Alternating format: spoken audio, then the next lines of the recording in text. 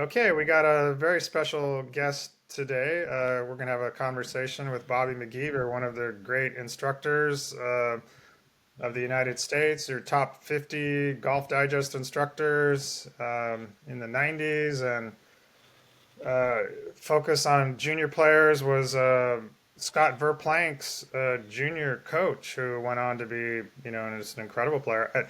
Scott and I are about the same age. We were All Americans the same year in college, and I got to play with Scott quite a few times over the years in the NC2A championships, and we played together the Sunnyhanna Amateur and other college tournaments and things too. So incredible golfer, and so it's fantastic to meet Bobby here, who coached Scott. So I guess we kick off with that. What was it like teaching Scott Verplank as a junior?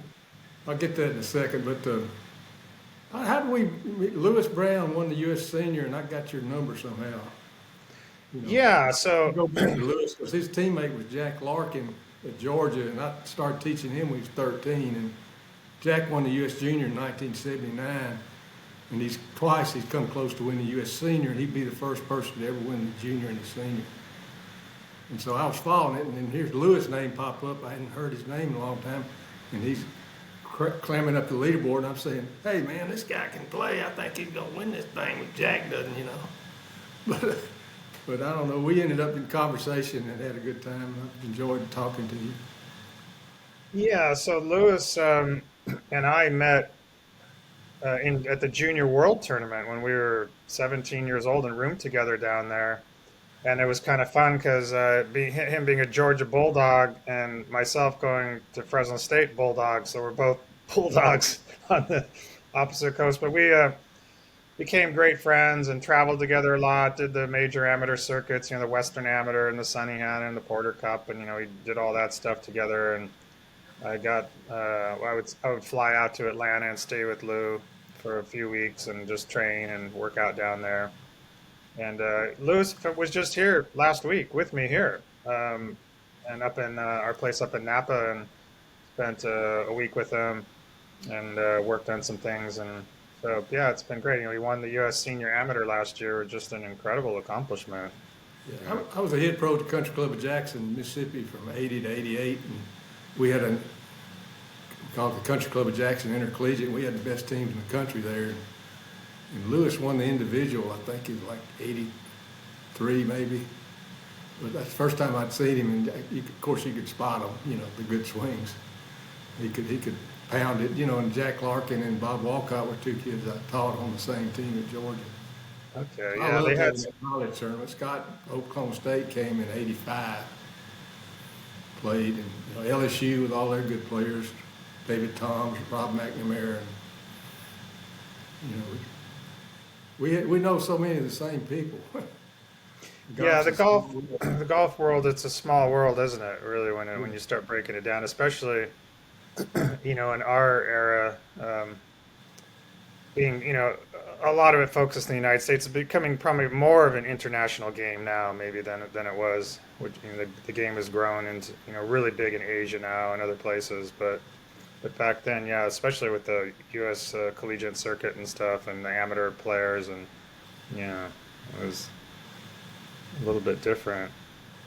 So you worked with a lot of juniors, and what was your approach to working with juniors? Like, how would you spot talent or develop talent? Uh, how would you discern between, this person really needs special attention or something, rather than just a grip stance and posture lesson? Yeah. Well, my first job was at Bellmead Country Club in Nashville in 1971. I worked for a really good guy named Willie Gibbons, and we call it the uh, family tree. Claude Harmon, Jack Lumpkin, Bob Moser, Willie Gibbons. We were proud of it. We Claude Harmon. But when I got to Bellmead, I didn't play college golf, and I didn't know much about the game. First lesson I ever had was after I turned pro, but I was eager, and I'm a fairly decent player. But I noticed one kid the first day I was, almost the second week I was there, name was Matt King, and he had this beautiful rhythmic swing. And it was beautiful. I mean, he ended up getting a full scholarship to Wake Forest. He was 12 years old then, and 6 years later, he ends up at Wake Forest on the Buddy Worship Scholarship. Everybody calls it the Arnold Palmer. And so I just spent, when you're an assistant pro, you don't have that much time to just hang out with them. Yeah. But I tried to, like Harvey Pinnock said, your goal is to supervise their learning. So I didn't do so much teaching as I did just encouraging, and created some enthusiasm. And, towards the end, we had 6 good players. 5 of them ended up in major cup, but their synergy, they were feeding off each other. And I stuck to the basics, grip, stance, posture, and sort of organize their practice. They had World War II parents. They'd drop them off in the morning and come pick them up after dark, and worked on it all day. And, I believe in the natural learning process. So, we had some other good players at the club that they get to emulate and mimic and everything. So it just evolved. I can't really take credit as being.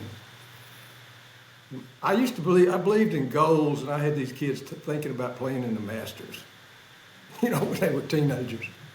And, a lot of those dreams came true for them. So when you say natural learning process, expand on that.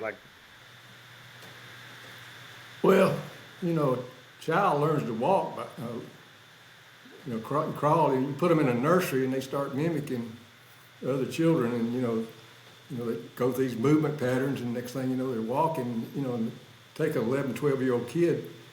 There's 3 ways to learn golf. It's, visually, kinesthetically, and verbally, and the least effective is talking about it.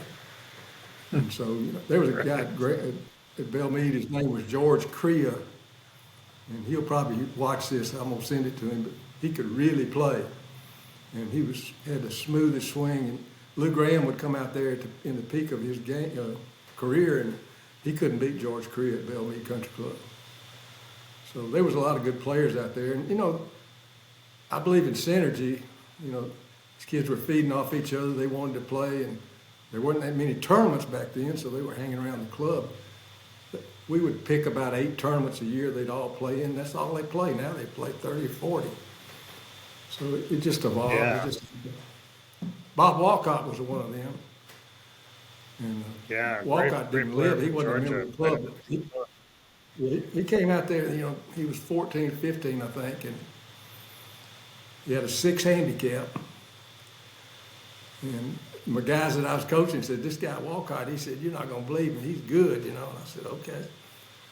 And I saw him hit 3 or 4 shots, and the other guys were hanging around. I said, put your clubs on the cart.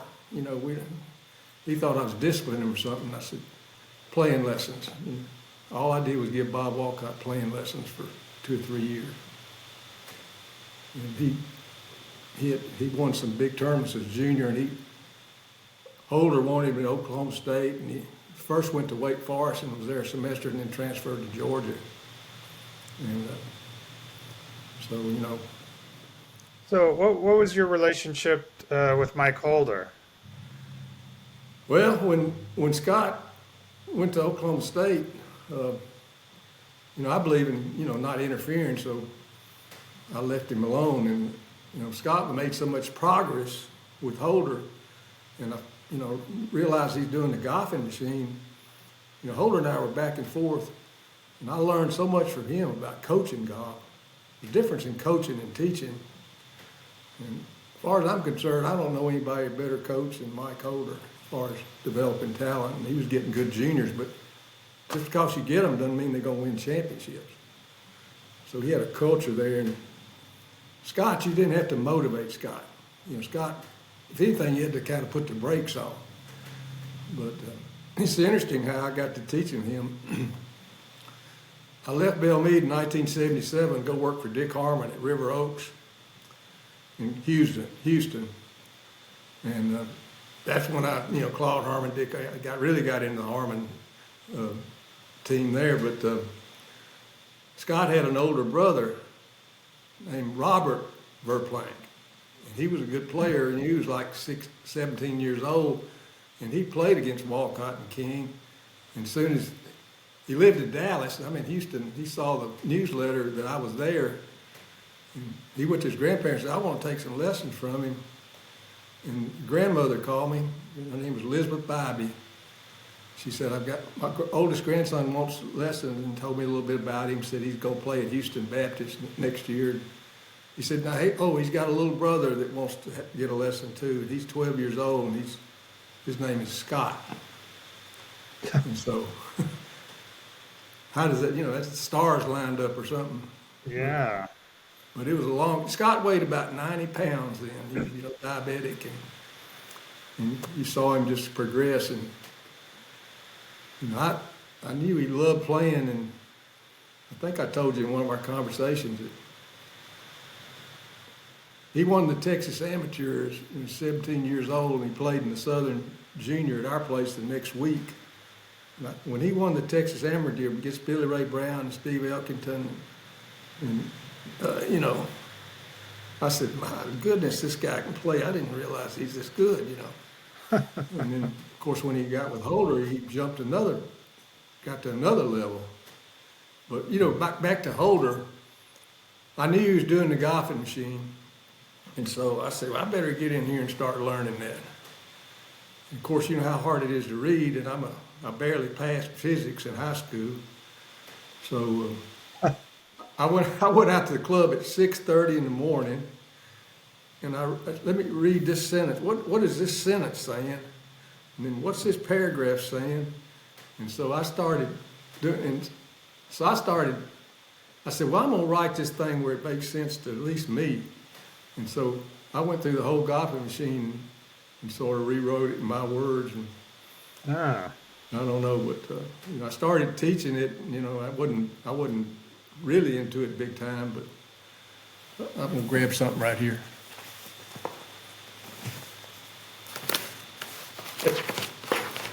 I don't know if you can see it, but there you go.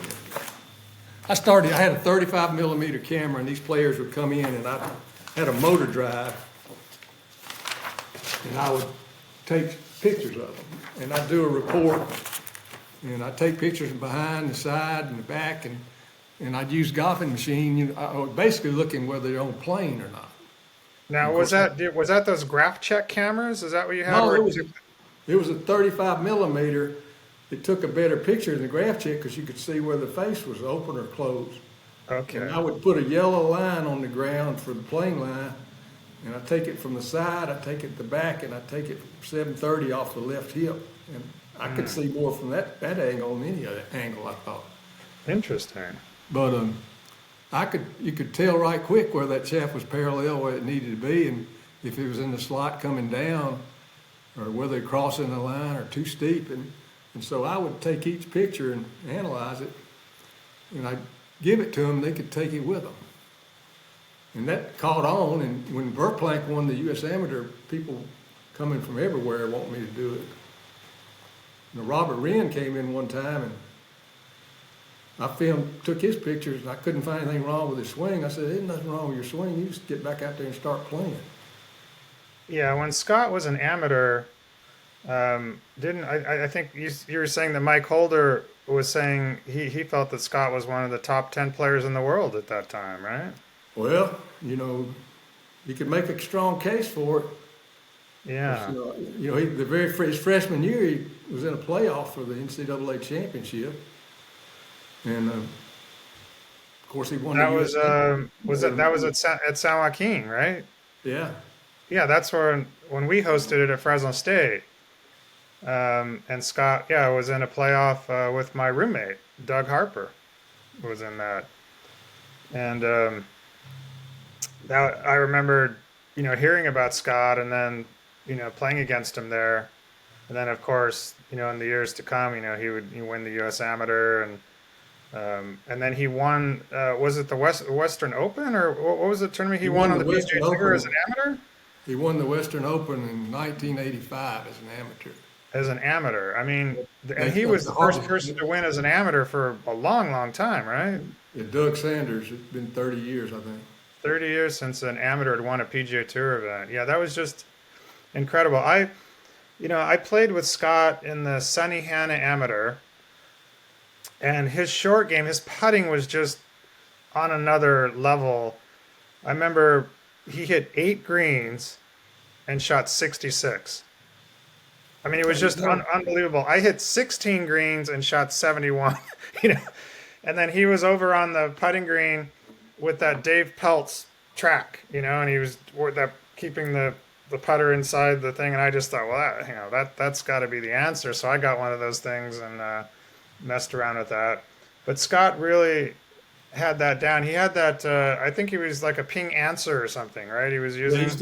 still uses it. I mean, he had that when he was 15 years old, and his grip, he'd go way under. Yeah, he had all this tape all over there, like surgical Yeah, tape or something, built up, which yeah, is. Willie Wood started that, and Scott said, he could put new tape on every week and have to feel like a fresh grip.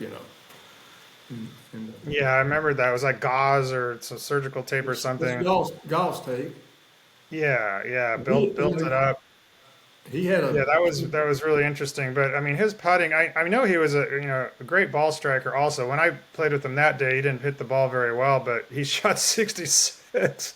I mean, I don't remember him missing a putt inside 30 feet. Like he made every single putt inside 30 feet. Of course, the greens were just perfect there at Sunny Ana.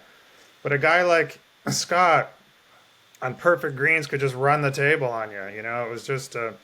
But he hit the ball really, really straight, very precise. He was good friends with Alan Doyle. I know I they didn't had know a that. I didn't know yeah, anything about that. and they had discussions, and I had talked to Scott about that, and Alan was helping him with course management and things like that, like what you were talking about, playing lessons and all about the angles and hitting it over here and opening up pins and hitting it into a position where you'd have the right amount of spin for your approach shot and that kind of thing, where a lot of people just get up and bash it and don't think about any of that stuff. Well, it's the Maybe I first think I've that's ever something heard of with you. this. I didn't know he knew Alan Doyle. Yeah, yeah. So, I'll tell you this about Scott. He grew up at Brookhaven Country Club in Dallas, and Brian Watts followed him. He was there. You remember Brian Watts, don't you? I do, yeah. He lost the British Open in the playoff, and then there was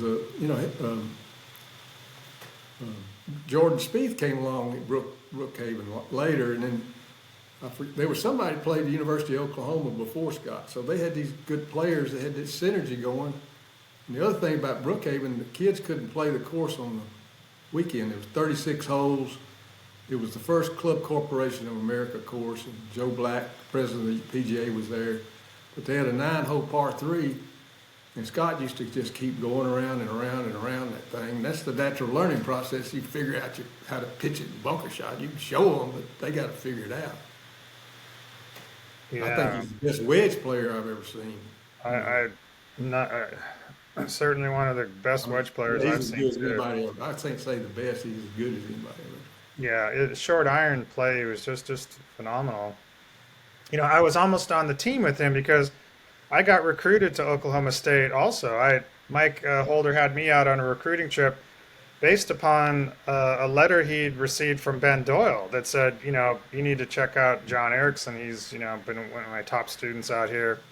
And I went out to Oklahoma State and, I was a California kid, and, still, half of 1 foot in the ocean, another on a skateboard, so it was like, I just, the idea of spending 4 years out in Stillwater, Oklahoma was just a little bit of a stretch for me to want to do that. And also, it was discouraging because Mike told me that I basically wasn't going to play my first 2 years. He said, I would groom you and then look at you as a junior and a senior. And I wanted to play as a freshman. So Well, that's I'm one going of to the tell reasons I you, went to Fresno State.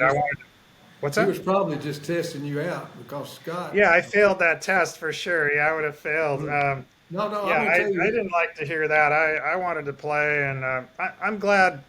I think I made the right choice. I was able to play as a freshman, and in the spring of my freshman year, I was playing number one man at Fresno State.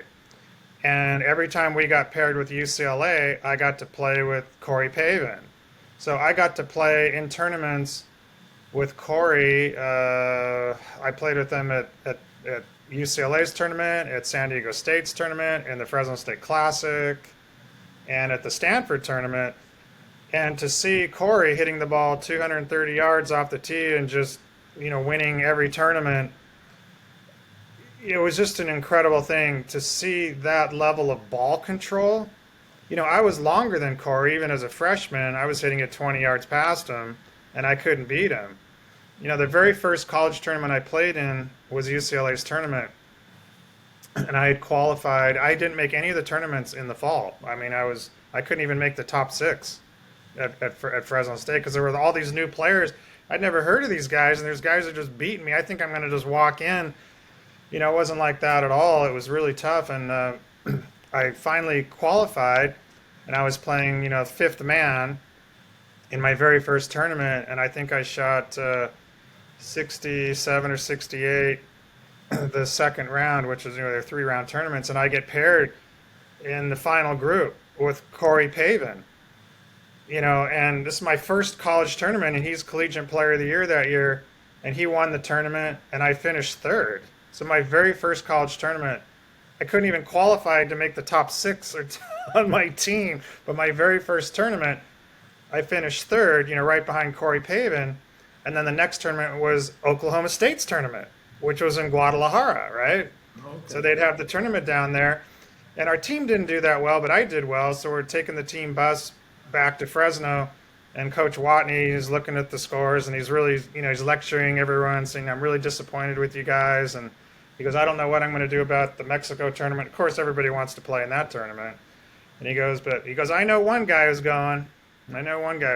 So he puts me number one man down there, and my first round I'm playing with Mark Brooks, down there. So it was really great to be able to, as my point coming around is that I had a great experience being able to play with these kind of players as a freshman and really be able to see what I'm up against, moving forward through a collegiate career, getting to play with, guys like Corey Pavin and Mark Brooks and, on and on and on. There's so many, Sam Randolph and, all the UCLA guys, Duffy Waldorf and Steve Pate and, just all these guys that would go on to have great careers. So, I really learned a lot in those college years, and I don't think I would have had that opportunity at Oklahoma State. I would say that. I kind of felt like maybe Holder kind of had his mind. He was going to give me Bob Tway scholarship. So Bob would have been leaving, and then I'd be coming in, and I was going to take his scholarship coming in. And yeah, it must have been. It was probably weird for Mike to be turned down. I also turned down BYU.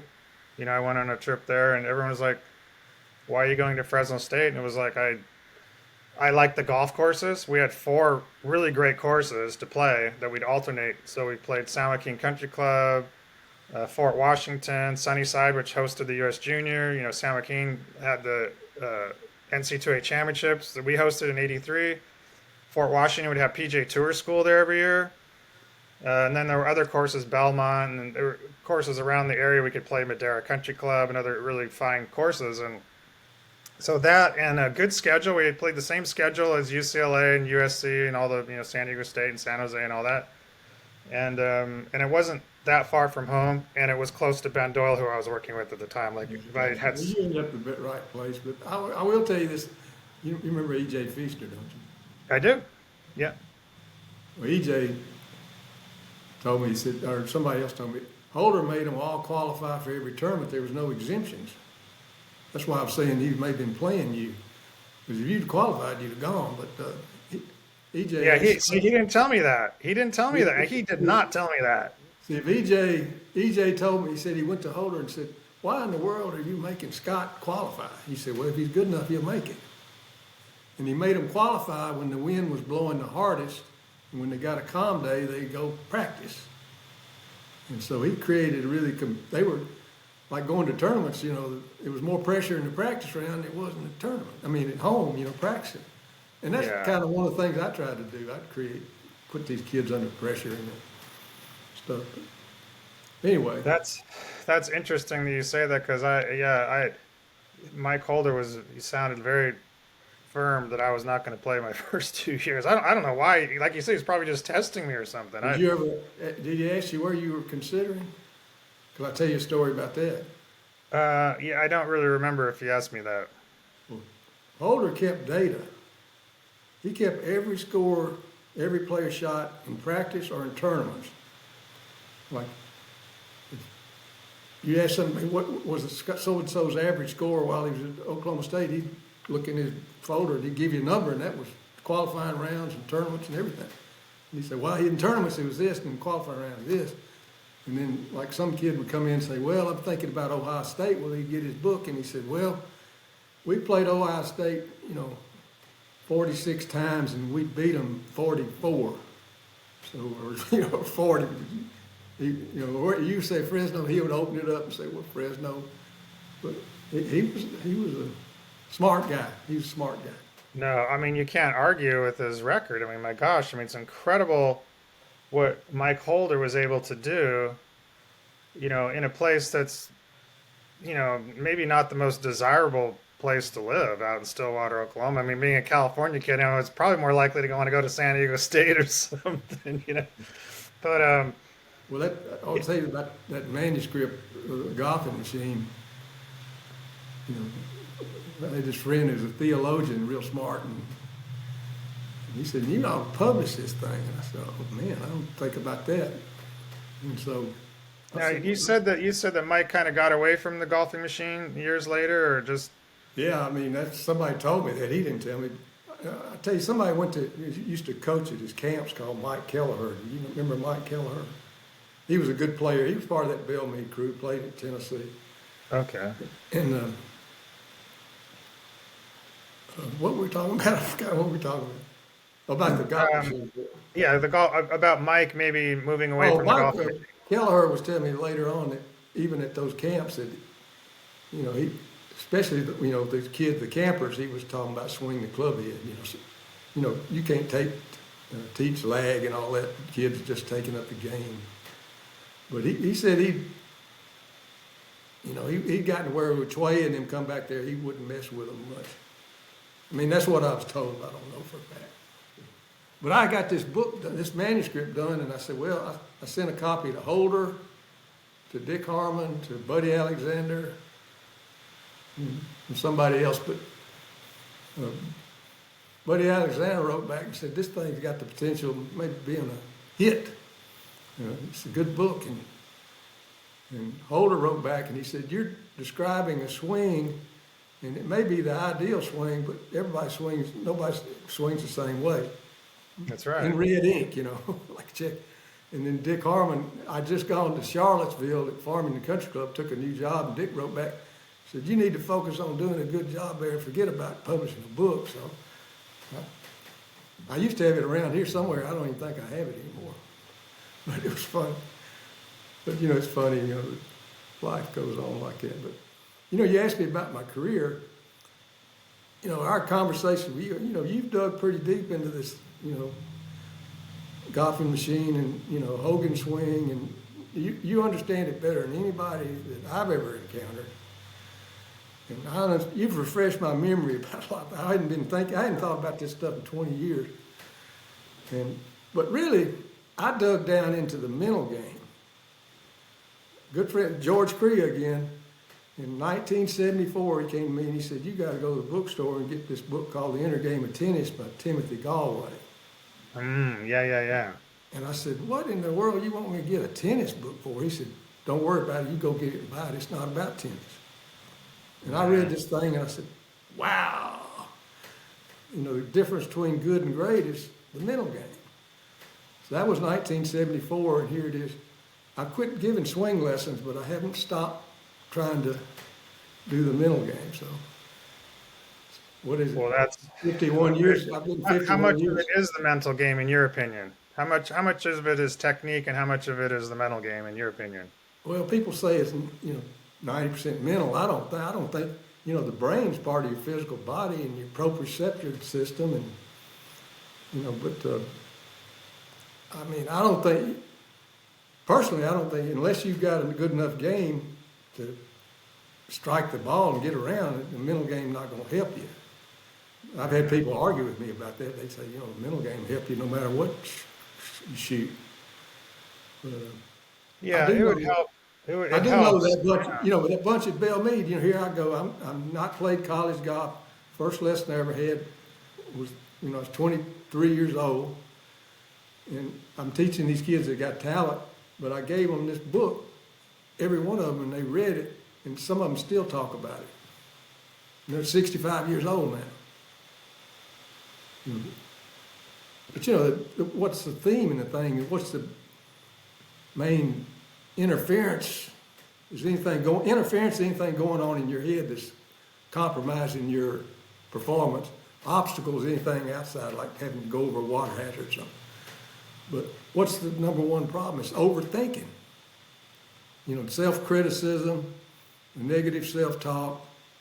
But overthinking works both ways. If you're thinking too much about the mental game, you're thinking too much. Or if you're thinking too much about the physical game. I heard Scott say one time, if you're thinking about a pre-shot routine, you don't have one. And where we're trying to get everybody is, in the, pretty much on autopilot, you see it, feel it, do it. Like tennis, the ball's coming at you. You don't have time to think about anything, right? You can't be thinking about your elbow position or anything. You just got to get the racket on the ball, right? Things moving at you.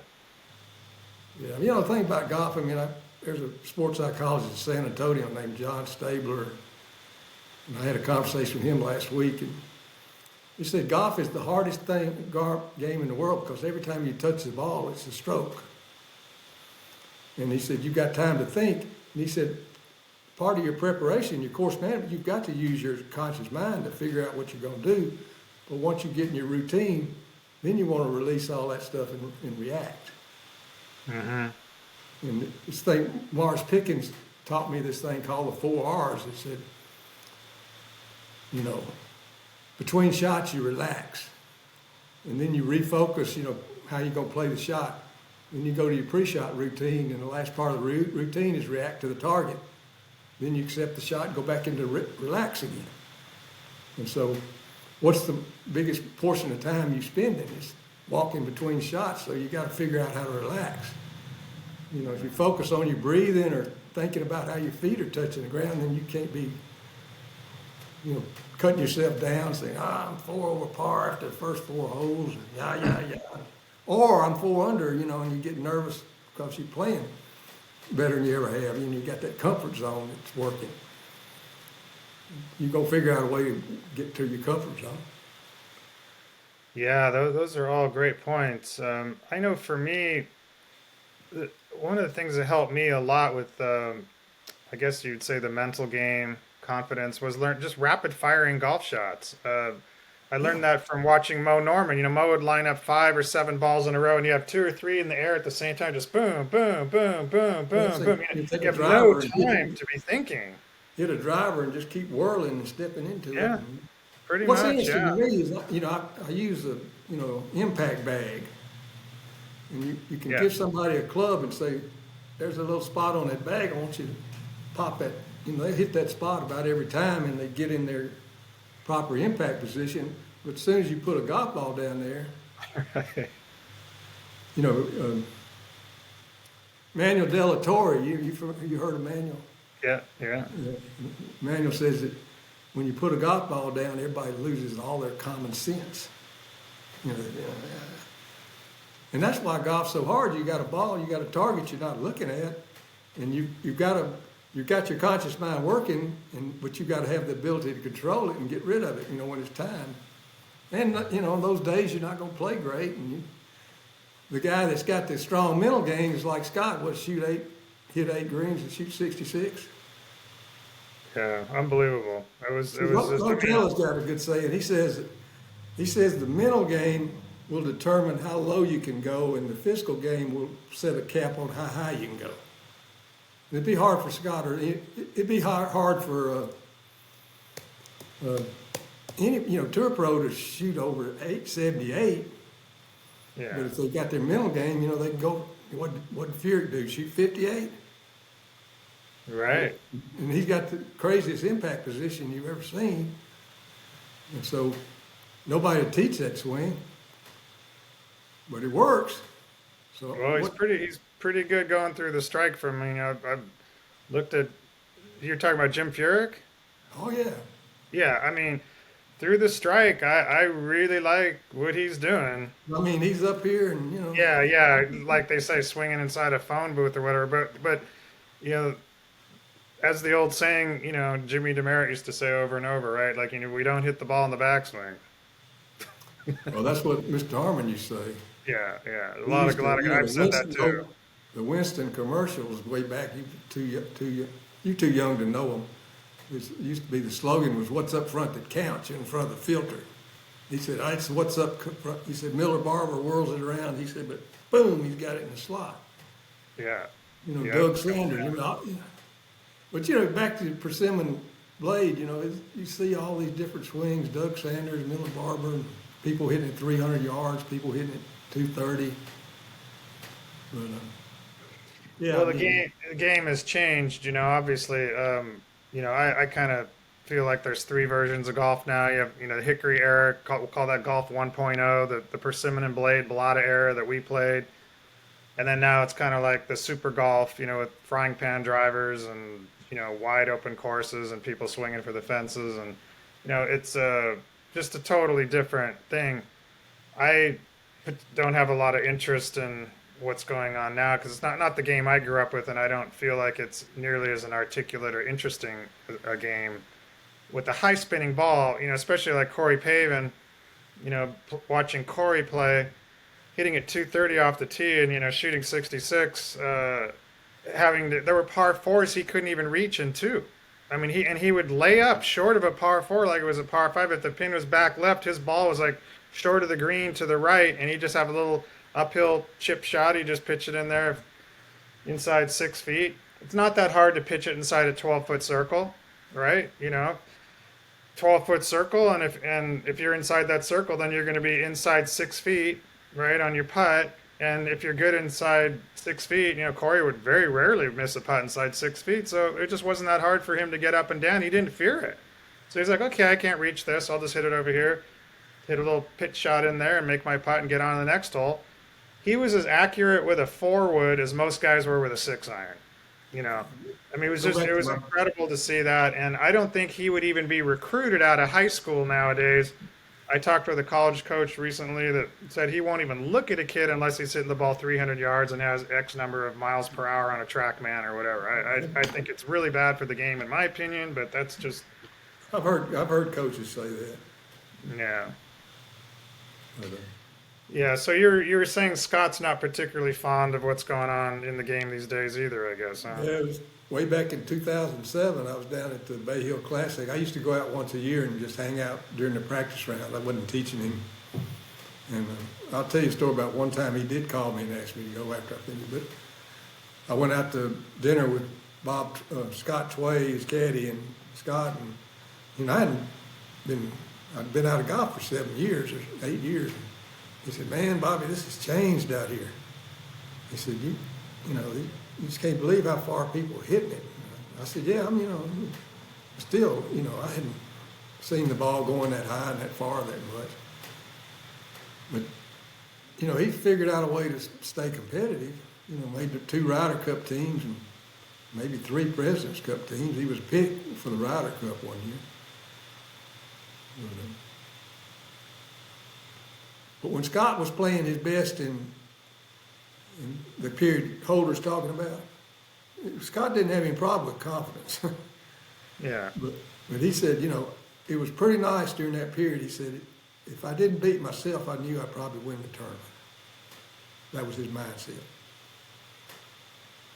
And see, he won the Western Open, and during the press conference, he mentioned my name, and USA Today, Los Angeles, every paper called me and asked me kind of what I was teaching him. I said, when he won the Texas Amateur, I knew he was good. And I said, since he asked me if I was surprised I said, nothing he's done since then has surprised me. It surprised me when he won the Texas Amateur. Nothing since. And I'm not surprised he's doing well there. And Holder and I talked during that tournament. Butler National was supposed to be the hardest course on tour back then. Yeah. And he led from from start to finish. He took the lead the first round and never gave it up. Yeah, that's great. And then he turned around in January the next year and finished fourth in the tournament champions. That's what people don't remember that. Yeah. You remember it? Yeah, I forgot about that too. And he was an amateur then too, right? Oh yeah, he was Still a an junior amateur. in college. He was a junior. Junior in college, yeah. When his senior year, he hung around his senior year because he wanted to win. He wanted the team to win the national championship. And they were playing in Winston-Salem. And Wake Forest was hosting. Were you there? I was there. I played in that tournament. Yeah. And Scott played his butt off in that thing. And I think EJ had a bad last night. They had the lead, and EJ shot like 40 on the back. I don't know. One of them did. And they lost by a shot. And Scott went in the press and got a towel and just wept. The sports writer was there, and he said, "I told y'all I came back because I wanted to win this thing." And he won the individual, but he lost the team, and he was crying his eyes out. Yeah. That tells you something about him. And that tells you something about the culture Holder created over there. I'll tell you another thing about Scott. Holder wasn't recruiting him. You remember Tommy Moore? Mm-hmm. Tommy, yeah. Tommy Moore, they were playing an AJGA event in New Orleans. And Mike told me that Tommy came in on the turn and picked up the phone, called Holder and said, "You got to recruit this guy." He said he can go. He got it. And Holder told me, he said, that first player he ever recruited on somebody else's intuition. And he said, sure enough, he turned out. Yeah, right.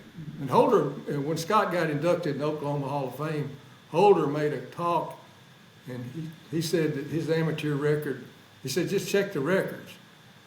He said, nobody's amateur record, since, Bobby Jones or Jack Nicklaus equals Scott Verplank's, and I hadn't checked the record, but I don't know anybody's record better than his.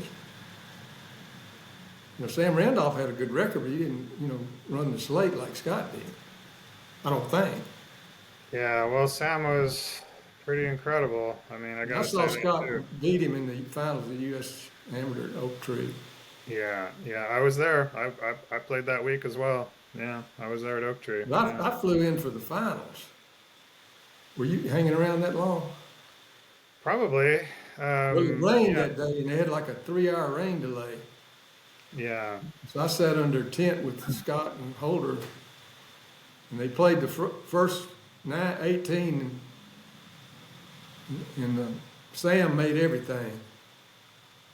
Now, was that the year? Was that before Montclair, or was it? I'm trying to remember. Was Montclair the next year, New Jersey, or was that the year prior to? I think it was the because I Sam thought won they at played in Montclair. Plainfield. They played in Plainfield when Clampett was there. Yeah, so Plainfield, New Jersey. That I was played good before. I played good I made the quarterfinals at North Shore in Chicago, and then I got exempt into the U.S. Amateur the next year, which I think was Oak Tree, and then I think the next year was Montclair, New Jersey, and I played in that too. I played in three U.S. Amateurs, and Okay. North Shore was the year I did the best, but But we sat I, under a tent for 3 hours before they teed off, and I didn't get to see the finish in the last 18. I had to leave, catch a plane. And I took a junior out there from Jackson with me, and we had to leave. But when they had the lunch break, I had lunch, sat down with Holder and Scott, and I said, "Scott, you want to know what I think?" And he said, "Yeah." I said, "Randolph made every critical putt he needed to make inside 10 feet. And I said, I don't think he'll do it on the next 18. I think you get him." He said, he said, "Yeah, that's what I'm thinking." Holder said, "Yeah, that's what's going to happen." Sure enough, Scott started rolling those 30-footers.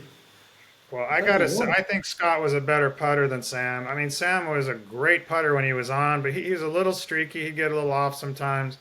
If Sam was putting well, he would just win the tournament by, I remember Fresno State Classic one year. I finished third, at Fort Washington. Duffy Waldorf finished second. So I think I shot 214.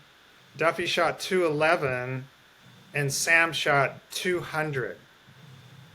Wow. He won in a 3 round tournament. He won by 11 shots. I mean, it was just like, what is this guy doing over here? Like, do we even, I mean, we even in the same conversation? Like, what's happening? I You know, mean, Sam, it was so fun to watch Sam Randolph play. I I mean, left us Sam was a for low ball hitter. Hit the low. He had the Hogan Apex 5 shaft in his driver with persimmon, and he hit just a low fade off the tee, but he drew his irons.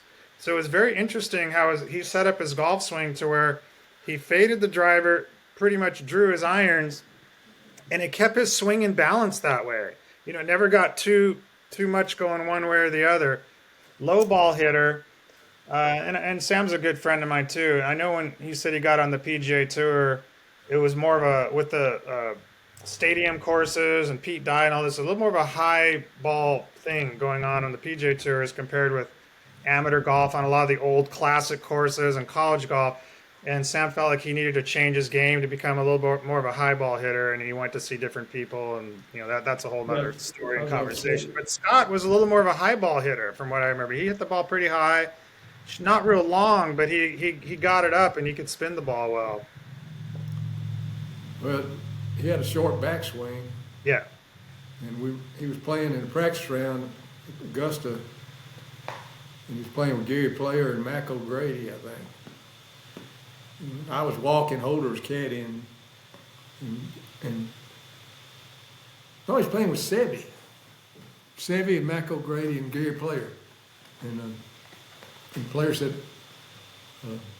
you're playing with the best player in the world and the guy in the best swing in the world. And he said, yeah. And walking up, Sevi just sort of nonchalantly said, you got a short swing. He said, if you don't lengthen that swing, you're going to cut your career short.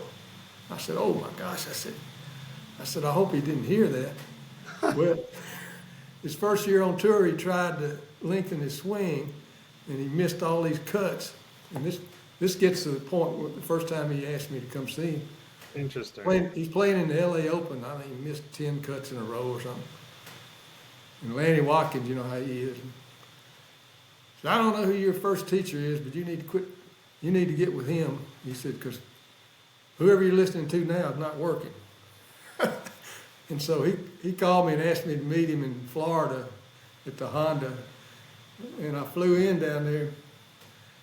And I had my wife film the finals of the U.S. Amateur, so I wanted to look at it real good.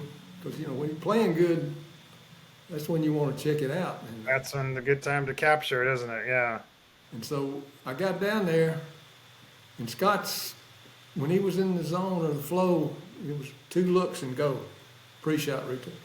And I got down there, and it was 6, 8 looks and tentative. And I said, man, when you won, you had 2 looks and go.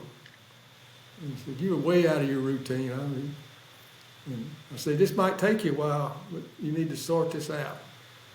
And I gave him a few other things that had to do with sports psychology. Interesting, he wrote them down, and he'd been working at Rotella. We called him and told him what I said after he kind of started playing better. Bob came to me. I was at Charlottesville where Bob was a member. He would have agreed with you. He said, you gave Scott some good advice. I said, what are you talking about? He said, well, he told me over the phone, he read out what you told him. But that's why I think the middle game is so important. Because I didn't mess with his swing. I don't like to mess with people's swing. Well, the thing that Scott had good shoulder rotation. So, I view the backswing as the shoulder rotation. I don't really care where the arms or the hands are at. That's the motor, is the shoulder rotation. Scott had really good shoulder rotation. He didn't get his arms back real far, and he didn't cock his wrists a whole lot, but he had the great shoulder rotation. So that's, the length of the backswing. If people were referring to the arms or the club shaft or whatever, then I could see that would really foul him up a lot. But later in his career, everybody got so long, he did get to where he's going to parallel. He changed his swing later in his career. And he had you remember where the wristband, he had the bad wrist. Uh-huh. But he would, he'd get it back there. But when he I caddied for him in '85 at Oakland Hills. Holder would caddy for him in the Masters, and I'd caddy. I caddied Oakland Hills the next year. At '86 was Shinnecock, and '87 was Olympic. He was low amateur at Oakland Hills, and I told him Western Open was later. And I said, Scott, I said, I didn't come up here just to walk around this golf course. I think you can win it. And he said, I'm glad you're thinking that way, because I do too. And he ended up being low amateur, but being a low amateur, he got paired with Seve and Fuzzy Zeller the first 2 rounds, British Open and U.S. Open. Mm-hmm. So I'm inside the ropes. You know, I'm a country boy from Tennessee. Grew up on the back of the farm. Here I am on the stage, you know. And that was wonderful. I mean, Seve, he hit some shots I can't believe. You know, he could feather a 2-iron. I mean, he hit a 2-iron 250 if he wanted to, or the next hole he'd hit it 210. I miss that so much in golf, seeing professionals play long irons off the fairway. I mean, that's an integral part of the game as far as I'm concerned, spirit of the game, soul of the game. When you got a 2-iron through a pitching wedge, you're going to have 3 or 4 long iron shots in the par 4s of the 10 par 4s, 3 or 4 mid irons, you know, so 2, 3, and 4 iron, long irons, 5, 6, and 7 mid irons, 8, 9, and wedge, short irons. You're tested all the way across, you know, from the spectrum, from long irons to short irons. Now with them hitting driver and wedge, I mean, the Walker Cup at Cypress Point, the 10th hole's a par 5. You know, as a persimmon player, I hit a good drive and I can get a 3-wood or a 2-wood into the green side bunker or something down by the green. Was this Cypress And the Point? kids were hitting driver gap wedge into a par 5. You know, it's like, it irritates me. I'm angry about it. I mean, this is just not right as far as I'm concerned. I don't think they should be playing golf 3.0 on a 2.0 golf course, or a 1. You know, build your 8,000 yard course, go play that. Build new courses, go play 8,000 yard courses. Leave the classic courses alone for the appropriate gear that fits that course. Anyway, let me just I'll get off my soapbox again, but it drives me absolutely crazy. Let me tell you my story on the driver gap wedge. Well, Bob Walcott owns the course in Dixon. You know, Mark McIver built. It's called Greystone. He's got 3 sons. That, you know, the oldest is named Ben. He played at Ole Miss. He's a really good player. And then the other 2 were twins, and one of them's named Hunter. And remember Hunter Walcott's name, because he's gonna make it. And he's about 6. He's about 6'3" and weighs about 210, 215. Well, they played the State Open several years ago at Greystone.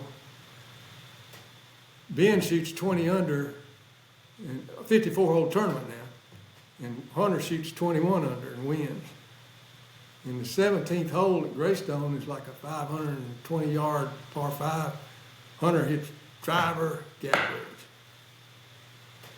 and he can bomb it now. I mean, and Bob is the greatest guy. You know, he's done a wonderful job with those kids. You know, but he's just created a competitive thing since these kids were real small. But Hunter, he won a tournament down in Peru, I think, Lima, Peru. He's on that PGA Americas tour. But he'll break through sooner or later, I think. I'd be surprised if he didn't. Yeah, it's just a different sport, you know. To me, I feel like, you know, we just watched the World Series, and you know they're still hitting wood, you know, hickory bat cricket as well. And I feel like the professional game should be wood, like it is baseball and cricket. And Tony Jacklin just came out and said, you know, with all the talk going on, the ball going too far, he just said, go back to persimmon. That quick, you know, posted that on his social media. Go back to persimmon. Problem solved. Done. Like, go back to persimmon. 4 words. You know, I take 1,000 words to say it. You know, go back to persimmon. It's not going to happen, of course, but the soul, the spirit of the game, I think really is there. You know. You know, I know some guys that are doing this hickory golf thing, and they're really passionate about it. I don't know what it would take, but you suggested, you know, if you got a persimmon blade, a lot of ball, you probably, whoever would be savvy enough to get it started, I believe it gained some momentum if you could get the right ball. I mean, today's ball doesn't work good off a blade, does it? No, it's terrible. I just played Pasatiempo a couple weeks ago, Alistair McKenzie course out here in California. Wonderful, you know, one of the great courses of the West Coast for sure. Very frustrating for me, as a persimmon and blade player out there. I hit 15 greens first round of the year, struck it quite nicely, but I can't shape the ball into the pins. That's the thing. I can hit, and I knowing that it's like, I'm just going to go out and try and hit every green today, but I can't tuck them in there. I can't slide it in there and spin it back to that front left pin placement. It's like if you were a pool player and they said, okay, we're taking the leather off the tip and no chalk, and everything has to be straight, and you just gotta, you have a hard wood tip against a pool ball, boom, and there's none of that spinning it and all that stuff, all the nuance of the game, so much of that nuance. And getting back to what you were saying about watching Seve hit a 2-iron, we don't get to see that anymore. We don't get to see, a great player feathering a 2-iron in and all that sort of stuff. And I just don't understand what they're doing, other than, they're trying to sell clubs and all this stuff, and people are just pandering to it. But I don't think it's nearly as interesting a game as it was. I'll tell you, Mike Holder became AD at Oklahoma State in 2006, I think it was. And Boone Pickens was going to write a big check for the football stadium. He said the only way he'd write it if Holder would be the AD, because he's a fundraiser. Holder's multi-talented. And I talked to him several times since then. He said, Bobby, since he got rid of persimmon and the blotter ball and the blades, he said, I don't even pay any attention to golf. He said, I'm fully into being the AD here. And he said, I keep up with what my coaches are doing here, but I'm sure he watches golf, but he's just not, he's not into it. Well, it's a different game, and like I was just saying at the baseball, watching the World Series, if you took Major League Baseball players and you gave them softball bats and a softball and said, okay, you guys go play softball, that's what I feel like I'm watching. I feel like I'm watching Major League players play with amateur equipment. So it doesn't, like Holder is saying, I can see where he's not interested. I'm not interested in seeing that. I want to see Major League Baseball players play Major League Baseball with wood bat, a real baseball that, that's coming at them, a 90-mile-an-hour breaking ball that they got to get on. Ballparks are all the same. A line drive to the third baseman's fielded. They're trying to change the parameters of the game, making the courses longer and accommodate the clubs that are going farther. It just doesn't make any sense. Yeah, I think Sam Randolph told me the ball's going 15% farther than it used to. 15%. So if you take a 6,900-yard classic U.S. Open course from the 50s, 60s, 70s, 80s, whatever, add 15%, you come out just about 8,000 yards. So with the ball going 15% farther, you make the courses 15% longer and you're at 8,000. That would bring back long iron play into the game. But why do you need to do that? Golf's already taking up 144 acres a minimum for 18 holes. Do we really need to, have golf courses take up more and more land? Or look at Augusta having to buy the neighborhood behind the 13 and whatever. Call me crazy, but I think they're crazy. I have a good friend that went to Vanderbilt with my wife, and his name's Albert Huddleston. I just had his reunion last week, and he's done well in business, and he built a course in Dallas called Merido. It's 8,000 yards long, and Albert's really smart, and I think he's factored in. You've got to have you've got to hit the long irons on his course. So That's pay attention great. to me. Liv played there this year, and he's big into amateur golf. He had tournaments during COVID. Nobody else would have them. He's had the Transmiss there, the women's senior. Pay attention to Merido. Just Google it. Merido Now, golf. where is this golf course? Dallas, Texas. It's in Dallas. And they have a college tournament there, and these guys don't shoot 15 under. I mean, par's a good score on that course. Yeah, I mean, the question is, does it need to be 8,000 yards? I mean, But you he know, drove my when we wife were- and I around it. And my wife doesn't play golf, and he's got all this native grass and stuff. And my wife looked at him and said, Albert, I think you got a little bit of sadist in you. Have greens that are sloping away. You're hitting into a green that's sloping to the back. I mean, you've got to put a shot in there. You got to play a golf shot. Okay, I got a question for you, Bobby. You're a little older than me. You would have seen this happening. Sometime in the 70s, greens started to get fast, right? I mean, if we go back and look at those Shells matches in the 60s, it literally looks like they're putting on modern tee boxes. I mean, you remember the wrist strokes and Casper and all those guys, they hit it. You get on the green and they're hitting the putt because the greens were so slow. But that was just standard back then. I just saw a video that I watched of Sam Snead was giving a clinic down at Boca Raton or something. And it was on the big resorts or whatever down there. It was, Slamming Sam. And he's doing this like a promo instruction thing. And the greens were so slow. And this is like a prestigious resort and people are paying top dollar to stay there. And the greens literally look like they were like modern tee boxes. And Sam's out there just hitting these things. Well, when did these greens start getting really fast? And was there any conversation about that at the time that they were getting too fast or getting away from the original slopes of the greens? The big slopes on the classic courses were meant you just have a breaking putt. It wasn't like a fear thing. Oh my gosh, I got to tap this thing and it might roll off the green or something. What was that like for you to go through that? I don't think the greens were fast in the 70s or the 80s. Part of the 90s. I mean, I think they've just gotten real fast in the last 20 years in running 13, 14. But a lot of that's got to do with equipment manufacturers. People want them faster, now they can cut them lower. Back in Pomeranian, they didn't have a piece of equipment to shave it that close. And plus they've learned about top dressing and rolling. None of that stuff was happening. In the 70s, it wasn't happening anywhere I've been. It wasn't happening at River Oaks. That was the 80s. It wasn't happening at Country Club of Jackson. Didn't happen at Farmington. I was there in the 90s. So it's in the 2000s where they started rolling them and using the stimp meter. Some of these courses now, they take pride in a stimp meter of 14. And it's hard to put those greens. I mean, it's not good for the amateur player, right? I mean, amateur weekend golfer out there on the greens are that fast. It's not good, I don't think, for amateur players. Well, I guess they're trying to make the greens fast to make up for the clubs going so far. I mean, I don't know. Who knows what people think? Well, I'm asking what you think because you've got so much experience. How old are you now, Bobby? 77. 77. Okay, so yeah.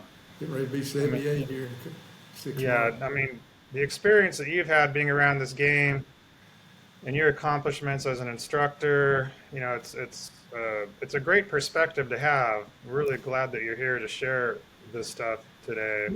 About that equipment, when TaylorMade came out with the metal wood, everybody's still using blades. And you didn't hit rockets with the TaylorMade. It was just perimeter weighted and it just goes straighter. Yeah.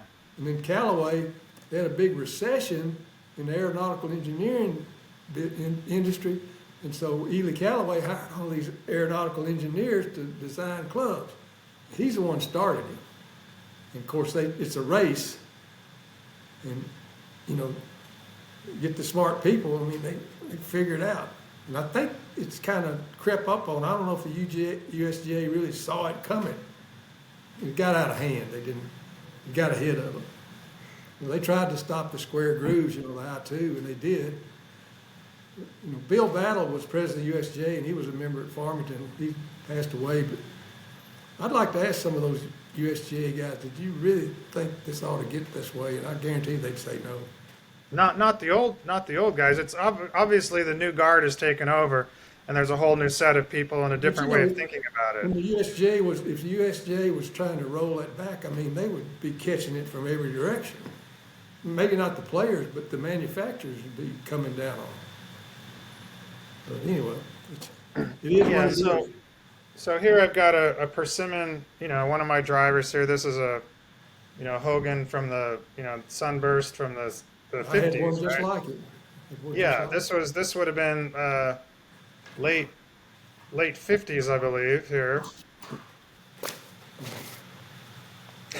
Here's my Hogan round so Oh, yeah. I tried to play with Rounsel. him. It's 7-iron, and I had to put hit it 130 yards. I used to hit a 7-iron 155. That's But I mean, right. Yeah, that's that's about about what it. yeah.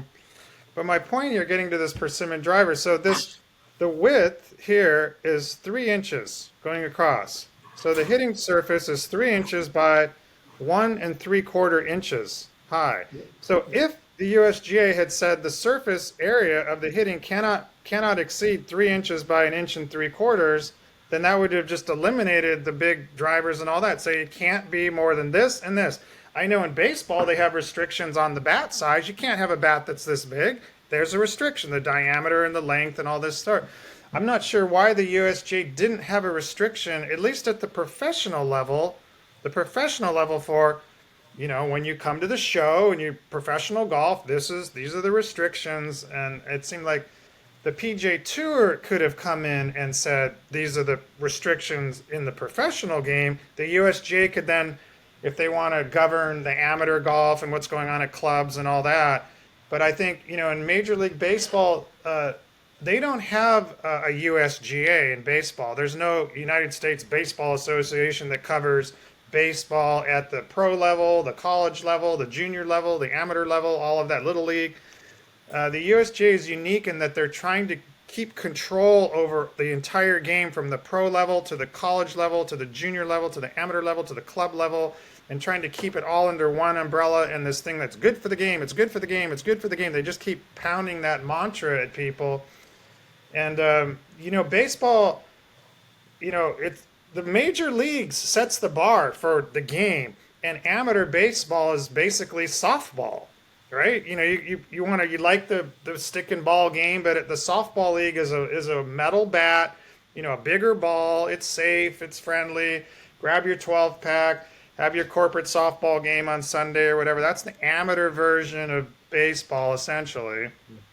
And I think You golf would have been better to follow that lead, I think. But you that's made just me my think of something. thoughts.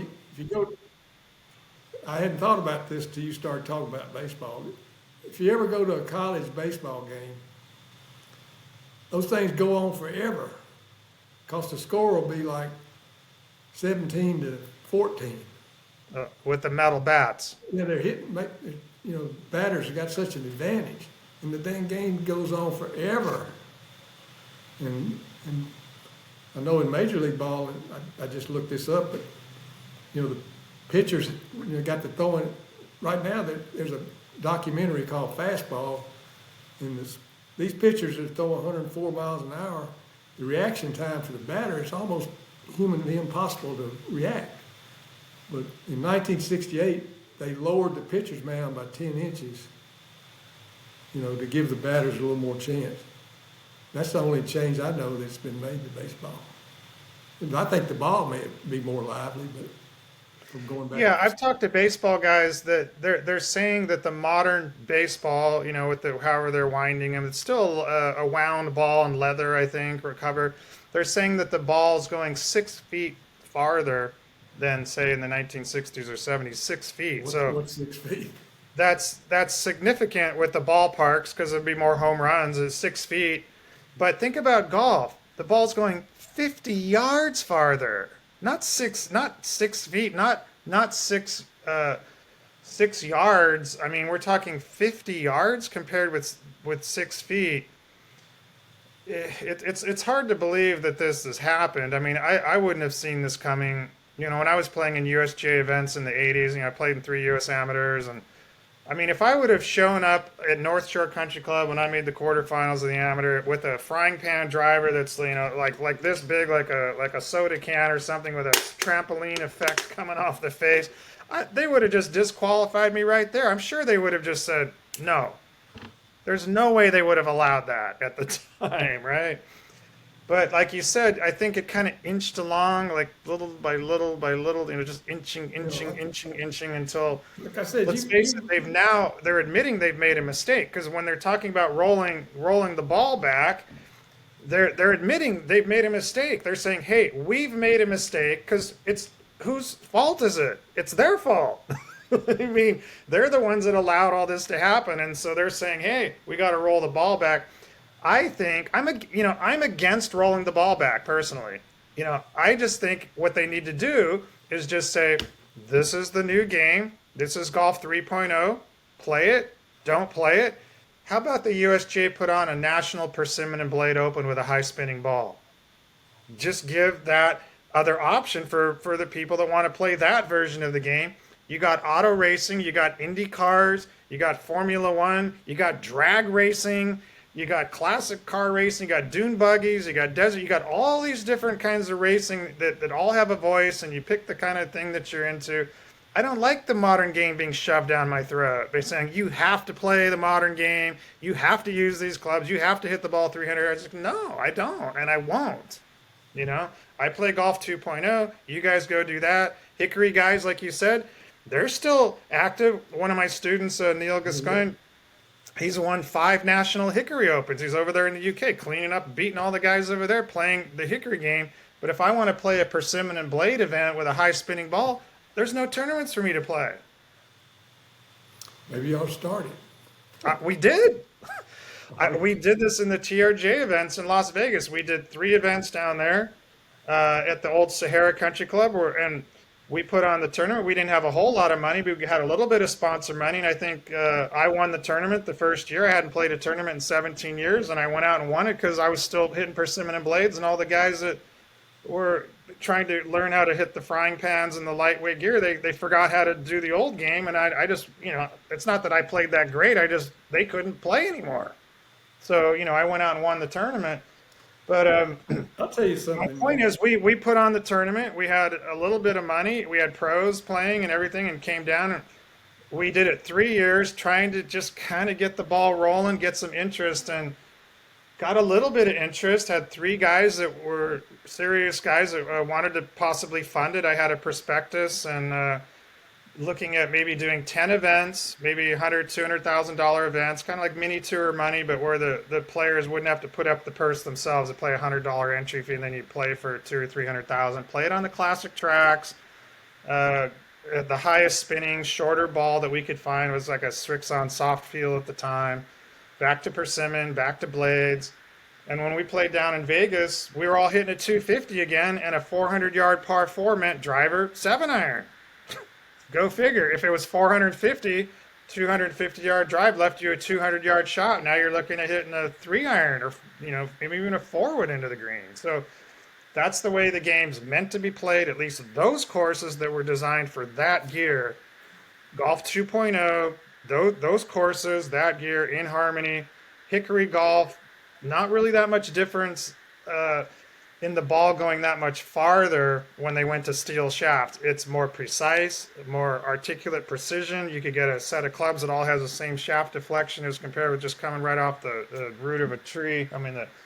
A branch of a tree. But what's going on now, it's fine. I'm not against it. I'm just saying if you want to do that, play it on appropriate courses. Play it on courses that are designed for what's going on. There needs to be a distinction between, I think, the 3 eras in the golf. We're this far into it at this point. 30 years, 30, 40 years now into the 30 years into the super golf thing. Super golf, classic golf, hickory golf, whatever you want to call it. Have events for someone like me who's dedicated my life to golf. If I still wanted to compete, I want to play apples and apples. I don't want to go out there and be, hey, here's John Erickson now with persimmon, trying to qualify for the U.S. Open against guys that are hitting the 70 yards by him. What's this clown doing over here with the old clubs and stuff? No, I don't want to be that weird guy that's like, hey, trying to make a point or whatever. I want to just play apples and apples. Bring Rory McIlroy, give him a set of blades. I'll go play him. I feel like I could beat him even at 61. You made me think of something else. Uh-oh. I apologize, everybody. I keep getting on this soapbox. I think you'll. I just thought of this.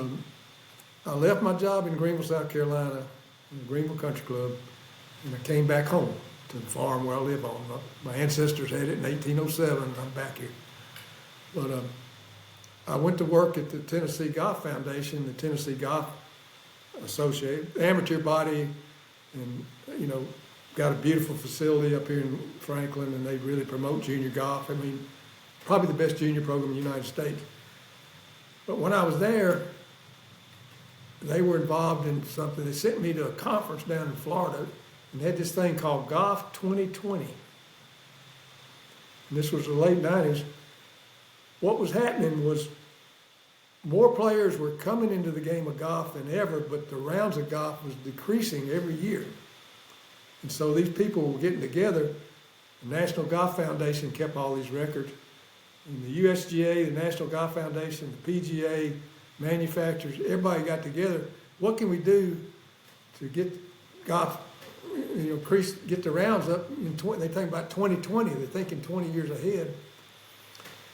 And they hired some big consulting firm in New York City that, clients like the Democratic Party and Coca-Cola to study it. And they came back, and the gist of it was there are forces at play here that you're not going to change no matter what you do. And so all this stuff about having music on the golf course and, I don't know what the manufacturers are involved in, but all I know is the USGA, the PGA, the manufacturers, the National Golf Foundation, they had their heads together trying to see how can we get rounds to quit going down every year. Now, COVID took care of it. You talk to anybody, you talk to Walcott, golf has just exploded because COVID was the only game. And, Bellmead Country Club and River Oaks, tee time every single day from 7:30 in the morning to, that's hurting the juniors. But, the juniors they play in all these tournaments. They play 40, 50 tournaments a year or something. So, it's a whole lot going on out there we don't know, but, it's. Yeah, I do. I've said this before, but I do think Liv missed an opportunity. I've met Greg Norman. I think he's kind of a purist at heart. He was hitting 1950s persimmon when he was #1 in the world, a club that was 30 plus years old, and he's out there, top player in the world, driving it, the top driver of the golf ball in the world, hitting an old club. Man, I think Liv had Liv said, we're going to go persimmon and blades and separate ourselves from the PGA Tour. It's like, okay, you guys are going to do the super golf thing. We're going to go back and play the classic tracks. We're going to bring the game back to the parameters make sense again, all the angles and the holes play correctly. I think if Liv had taken that approach and then signed these guys to these multi-million-dollar contracts and all that and brought them over, I think the press is all over that story. They would love it. And then people could sit there and watch and say, wow, do I want to watch the classic game or do I want to watch what's going on over here? And give us, as viewers, a choice. Do we want to watch, football, baseball, basketball? It's a different sport, essentially, a different version of the sport. I think there was an opportunity there missed. I think the PGA Tour missed their opportunity in the 80s to stop the metalwoods and just say, no, the heart and the soul of the game is persimmon, woods. We're going to stay with baseball. We're going to stay with cricket. We're going to put the wood-headed clubs in the hands of the professionals. I think when you're playing a corporate softball game, you're not playing big league baseball. You're not looking at a 90-mile-an-hour curveball coming at you. You know that. You're having fun. Grab a 12-pack, have some fun, get out on the weekend and get some exercise. The same with golf. I'm not against it. I'm just saying I'm a professional. You're a professional. We represent the professional viewpoint, at least to some degree. And I think that those opportunities were missed. I think the PGA Tour missed it in the 80s. They should have said, nope. And Liv had a chance with the funding and everything. I don't know if Greg would have been able to convince them, the Saudi fund or whatever, to go to a persimmon and blade thing. And certainly they have the money to make wound golf balls again. The technology's, somebody would know how to do it, those machines. I've seen that went to the Titleist factory and they're spinning the rubber bands and making that beautiful. There's nothing like hitting a balata, right? You know that, Bobby, hitting a balata with a persimmon. I mean, come on, man. There's nothing better than that. I think I told you this, but I think it was 98. Titleist brought 50 pros in from all over the United States. We went up there to New Bedford. We played Newport. They wined and dined us, and they showed us the old ball factory, and it was spotless, clean, and they were winding these balls. And then they put us all on a bus, and they took us to the top secret Pro V1 plant. Had to go through all these security checks, people wearing white suits. And they're announcing the new ball. Nobody knew about it. And then they took us to the TPI, it was fun, but I mean, I think it was 98. So did you ever hit that tour edition ball that Greg Norman was playing? It was a solid core ball, but he could spin that thing somehow. That tour edition, that Spalding tour edition. Did you ever play that ball? Not sure I don't ever remember it. Okay, cool. Because back then, in the '80s, nobody ever won a tournament with a top flight or a pinnacle, right? No. No, you couldn't because you couldn't spin it. I mean, there's no way you could compete on the tour at a high amateur level with a low spinning golf ball. You just wouldn't be able to. That tour edition What ball do you play? high spinning, a pretty high spinning solid core ball. You know, what ball do you play when you play your blades? Is there a ball on the market that's soft enough you can work a little bit? No. No, I haven't found a ball that's anything close. I would say that the modern ball is better than a top flight or a pinnacle. I think it's maybe. Do you remember like those DT Titleists? They were like they had a Surlyn cover on the wound ball. I feel like I'm playing with something like that, like a ball that doesn't spin as well. It's better than a top flight or a pinnacle for sure. When I say top flight or pinnacle, I'm talking about 1980s top flights and pinnacles. There was an inferior golf ball for sure, but distance, they would go far. You could hit a top flight or a pinnacle a mile because that's how they marketed it. It was the longest ball, top flight. Remember the ads? Top flight, the longest ball. But nobody on the tour was playing or winning with one of those things. Well, all the ball manufacturers and club manufacturers, they've been in a race, to hit the ball further. I mean, Cobra came out with these super senior clubs, and they were the first ones to have longer shafts, and it might say 9-iron, but it's really a 7.5 iron or something. They're just playing smoke and mirrors with the public. Yeah. The ball they lost would, they would go further. They marketing wouldn't, they wasn't misleading them, but it would, the way they were doing it, people took us to, we knew what they were doing. So when you were growing up watching golf, who were the really great strikers that impressed you the most? I mean, whether it was local guys or guys on the tour or international players, or is there a couple guys that really just stood out to you as like, wow, this is something really special? Well, they didn't have all this televised golf stuff, but I remember I liked Tony Lima. Tony Lima, yeah.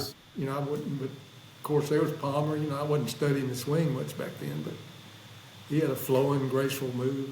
He was from your area. He had a great swing, didn't he, Tony Lima? Great lower body action. Around here locally, I grew up on a 9-hole course, and there wasn't a pro within 40 miles here. But we had a player out here named Tillman Knox. Maybe his family will listen to this, but he could really play. He had a 3/4 swing, and I mean that little course out there. I mean, you couldn't be. Walcott and them would come to this Graymere Country Club, and my juniors would come there, and their goal was to see if they could beat Tillman Knox, and none of them could beat him on that course. But he had such good stuff, and we caddied, my friends, and we all learned golf watching him, mimicking. We go out there and practice, try to swing like Tillman. So I didn't miss out growing up. I had a great time, but we grew up caddying, hanging around golf, and they'd be, back then there'd be some hustlers coming around, playing money games and stuff, And, but we got to see golf. It's a different game, and people were having fun. But there were some players, around here in Columbia, Tennessee. We could see golf, and I'd go to the State Am, catch some good play. But one of the things Hogan used to tell parents, he said, always take your kids to any tour event you can get to, so it's their imagination, once they start seeing excellence, they'll want to emulate that. I mean, you ever heard of a guy named Bobby Greenwood? I want Pro. to say I've heard that name. Well, Yeah. Bobby Greenwood could really play, and he was played at North Texas State. He's 87 years old now. And he beat Nicholas in the Colonial Invitation in Memphis in match play. And it wasn't too much later that Nicholas won the U.S. Open. He was the last person to beat him. He could play. Well, there used to be an association, 9-hole courses in Kentucky and Tennessee, called the Tennessee Valley Golf Association. And we had this tournament. I was 12 or 13 years old. And Bobby Greenwood played a game of golf that I had never seen before. And I said, I'd like to play like that. But he played a guy from the University of Houston named Ted Hale.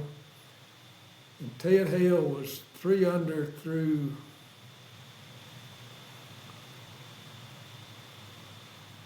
Bobby Greenwood. He was 3 under, and Bobby closed him out 5 and 4.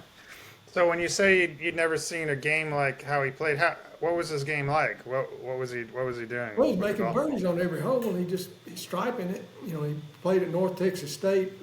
Don January was ahead of him. Long hitter? Was he a long hitter, short hitter, just accurate?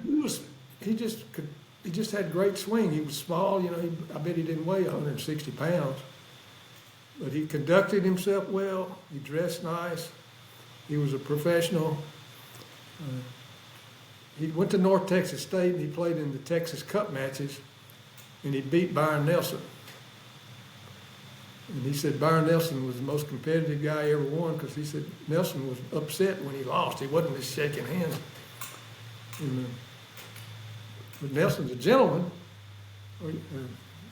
We could talk Did, forever did, about this stuff. did you have any interaction with Snead or Nelson or Hogan for that matter? Oh, I'll tell you, when I was working for Dick in River Oaks, I was there in 77 through 80. And Ben Hogan came and played in a member guest, believe it or not. Member guest. And Sam Snead came in a few months later, some fundraiser or something, so I was around them. Hogan, people said he used to keep geology maps in his office, and he invested in oil wells, and he was playing with a gentleman named Mr. Porter, who was 84 years old. He had been one of the original Wildcatters in East Texas. And Dick and I talked. Hogan must have owed this guy something, because he wasn't going to play jolly golf. And so he was there for 4 days, and I got to see him play. His clubs, he was 65 years old, and his clubs are all tipped 5 inches. Hogan 5 shafts. He could hit it just as pure then as and then Snead came, and Hogan was hard to talk to him. He didn't want to talk, he was a gentleman. And Snead came in, and he just, telling jokes, and, and everybody was talking about the Hogan-Snead match all the time. He played at Houston Country Club. Shells won a 4-hole of golf. Yeah, one round of golf shot over two days actually. Yeah. Yeah. Yeah, that's my exposure to them. But all I remember is Hogan. You talk about, I saw one of your other podcasts where you saying Bo Norman hit the sign 3 times. Yeah. Well, watching Hogan practice, he'd go to the far right of the range because he'd have his back to everybody. He wouldn't be disturbed. We had a flagpole out there about, I guess, 155 yards or something. Hogan hit the flagpole twice on the first hop. And Dick and John McNeely, the other assistant, a lot of people know John, we spent all summer trying to hit that flag, and none of us could hit it. And he hit it. You said Hit Hogan it hit it. twice on the first hop. He hit it hit the flag 2 times. Hit the flag on the first hop twice. Out of how many golf balls? Not that many. Maybe a couple dozen shots or 40, something. 50, something like that. Hogan, 50 balls. Dick gave him a bag of Hogan balls, brand new Hogans for him to hit. Well, another thing interesting about Hogan, Dick asked me to shadow him because he'd heard about his pre-round routine, not his pre-shot routine. And so Hogan would push the door to the locker room open almost precisely 2 hours before his tea time. And he'd go to his locker and he'd take about 15, 20 minutes, put his shoes on. He just wasn't in a hurry, And then he'd go out to the range and he'd do his, warm up. And then he'd come in and put his sport coat on, wash his hands, go get something to eat. And about 20 minutes before his tea time, he'd go putt a few, and in 5 minutes he'd be on the tee. He did that every round. You talk about Bo Norman's on repeat. Well, he was on repeat. And Claude and Ben were best friends. Mr. Harmon had a great sense of humor. He was funny. And he'd say, Ben, how's the book selling? He said, it's selling great, Claude. He said, well, that's good because you're keeping every pro in the United States in business. People trying to figure this swing out. What do you think about Hogan's two books that he wrote? Obviously, you've read them. What are your thoughts on those books? Well, I pulled it out. There was a picture in there that confused me. I never could. I tried to figure it out. I had nobody to teach me. And I've got this thing marked, and I got a circle around it. This is something different. He said, what do the hands do? The answer is they do nothing active until after the arms have moved on the downswing to a position just above the level of the hips, 430. Mm-hmm. I put down here, this above statement is very profound. And then, thank you. Can y'all pick up that picture right there? Yeah, the pane of glass thing, right? I tried, see, it's got the shoulders and the golf club and everything on the same plane at the top of the backswing. And I kept trying to get my shoulders on that plane, and it doesn't work that way. That left shoulder's got to go through that glass. No, it doesn't work that way. I don't like the books. I'm out there trying to do that. I think they're good grip stance and posture, kind of get you started in golf for a novice, get you down to single digits or something. I don't think he gave away hardly anything in those books. He's not telling you what's actually going on. Well, Mr. Harmon, he said he's not telling. He said, but he thought the main thing he did was bow it. A lot of people weren't bowing it then, He called it bow. That bowing of that wrist is because his left shoulder moved so fast. So it just pinned the pressures there. You can't sit there and try and get that bowed wrist by just getting the bowed wrist and not moving that shoulder through the strike. See, it's all dynamic related, I tell you, Mr. Harmon, he loved Hogan. Best friends. Hogan liked him because Claude was a genius. He could read the Wall Street Journal and just almost remember all the stock,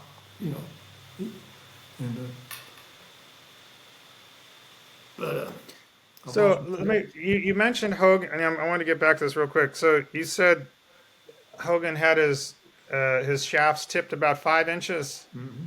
Now was that the Apex 5 shaft? Yep. So he had an Apex 5 shaft tipped 5 inches. That's what we thought. I'm not sure. Okay. They were dang stiff, and he's 65 years old, and he's loading that shaft. Oh, Dick was playing a practice round with him. And our fifth hole was a par 5, and there's 2 levels like this. And Mr. Hogan's got I don't remember, 140-yard shot, and he had like 2 clubs more than the yardage. And the ball hit on the front of the green, trickled to the back. And Dick said, Mr. Hogan said, I'm just curious, you hit this club, said, we normally hit something else there. And he said, well, it's not an 8-iron shot, it's a 6-iron shot. And that's all he said. Well, he was hitting it on the front of the green with different trajectory and running it up there. Exactly. That's exactly right. Yeah. Dick was really smart. And yeah. Unfortunately, he died way too soon. Had a heart attack. Yeah, Hogan would pick his shot first based upon trajectory. The trajectory of the shot. And then the shot shape. And then pull the club based upon trajectory and shot shape. Not based upon, yardages. Hogan, from what I understand, he didn't even use yardages. Couldn't care less about yardages. I'll tell you a story. Mr. Harmon said he played a practice round with Hogan and Kerry Middlecoff at the 59 Open at Wingfoot. You know, those Wingfoot bunkers are so deep. Yeah. And they got through, and Middlecoff was having trouble with the bunkers. And Claude told him, I need to go help Kerry with these bunker shots. It's painful to watch him. Hogan said, Claude, leave him down in the bottom of the well. Let him figure it out himself. But see, when I worked for Dick, Claude had retired. He spent a lot of time there. And I got to be really close to him. And when I went to Country Club Jackson, he made about 4 trips to visit me. And he'd spend 10 days at a time, and we'd do a golf school. And he'd entertain my members. And, you know, he was a personality. He could control a room, you know, with his personality. When he gave a lesson, he'd say, Bobby, he said, a lesson's 30 minutes long. He said, you got 10 minutes to diagnose the problem and to set the man at ease, you know, because they're nervous. And he said, you figure out what the one thing they need to change, and you change that. And then the last 10 minutes, you just cheerlead and say, you know, keep that up. You'll be. He said, lessons should never be longer than 15 minutes. Take 30 minutes, but 15 is the time. And he said, the diagnosis, he said, he used the word gallstone. He said, anybody can figure out a hangnail. He said, you need a pro to figure out the gallstone. You fix one thing and change 5 things, instead of change 5 things to fix one. And I would sit on a bench with him on the range, and he would say, what's he doing wrong? And I'd say this, and he said, look again. You hadn't got the gallstone, you're working on hangnails. And finally, you know, I get it. And he'd say, you know, Dick would be over there giving a lesson, he'd be listening in. He said, we'll see. But Dick had a good eye. Dick was a really good teacher. And that's when my game, I was real fortunate. Willie Gibbons was a really good pro. I mean, I love Willie. My opportunity with Dick, that's when I got to get this all out of my mind, you know. And I started learning the game the Harmon way. And we started playing pretty good. I qualified for the National Club Pro, the Austin Country Club. Harvey Pennant gave me a little lesson, changed my grip. Really? Moved a quarter of an inch, and I shot 67, 69. And you know, I learned the Harmon bunker shot where he called it a lily pad. Said you want to hit it so high that it'll land on a lily pad and stop. Yes, exactly. I got that shot, and so that's when I started learning how to play. And had the time of my life around those Harmons. Billy, Butch, Craig, Claude, their sisters, you know, the whole family. They all came to Jackson one time, the whole family. I arranged for a house on the lake, and Dick had told me that last time their family had been together was their mother's funeral like 10 years ago, because they all West Coasty, Wingfoot, Palm Springs, they lived all over. So I said, you know, I'll get them together, and so they came. And I love Mr. Harmon, and you know, he did so much for me, and Dick did so much for me. I mean, I just count my blessings every day. People I've met in golf. I got my blessing I met you. Well, if that's good or bad. No, it's Blessed great to to meet Lewis connect. Brown. Yeah, no, Lewis is just one of the great people of my life for sure. Great player. But I'm just minding my own business, and you know, next thing you know, Scott Verplank wants to take lessons, and I get to meet Yeah. Mike Holder, and you know, one thing and another. It's just the way life works. Did you ever meet Ben Doyle or Greg McHatton or I went out to Lynn Ben Blake? Doyle. I went out and watched Ben Doyle teach one time. You know, when I was at River Oaks, a member had a house out at, was it 19-mile drive or 21-mile drive? Yeah, 17-mile drive. Yeah, so here I am, my wife and I were newlyweds, and we were vacationing and playing Cypress Point. Yeah. And Mr. Harmon said, call the caddy master and just tell him Claude Harmon said to call and you play. So, but anyway, when we were there, I went out and watched Ben Doyle teach and saw all his prompts and everything. And I saw him at the Masters once. And he's walking around carrying the golfing machine up against his chest, you know. I said, you're carrying that thing around like the Bible, you know. Well, it was like a Bible, I mean, I think Ben was a Christian Science, guy, and that it's a very kind of a religious sort of a thing. And I think the golfing machine, he just kind of created a golf's version of this kind of, you have a book, the sacred, it's like a Bible. Like they're trying to kind of do that with the book. Like this is the Christian Science golf machine based on science. It was just kind of all sort of right in there. I mean, if you saw Ben on the range, you probably saw me on the range, I mean, I spent I was so just much there like time. one day, it's probably Yeah, 1977, 78 or somewhere. that's 78. right when I was there. I might have been there that day. Seriously, I Well, the could have been person, there. the person who was playing that day wasn't striping it. It wasn't you, because I could tell it. But, Yeah, there were a lot of us on that range at that time. No, Ben was great. I learned so much from Ben. It's a different philosophy approach than what I would teach now, but it certainly got me in through junior golf to be a good player. I was one of the top juniors in the California and college. I did fairly well. It's just when I got on the pro tour, I realized there was a different thing going on out there. we're getting ready for Yeah, this. I remembered a quote. I don't know who said it, but it's one of these PGA seminar. A guy named Irv Sloss was a, Paul Berthelly type, in that generation. I think he said, you must understand golf in all of its complexities before you can discover its simplicity. right, right. And so that's all. The genius of Harvey Pinnock and Claude Harmon was they could take something really complicated and tell you one thing. Boom. Yeah, just pack it into one little bullet and right. And Yeah. so you got Well, to there's a real consider when they talent to that. were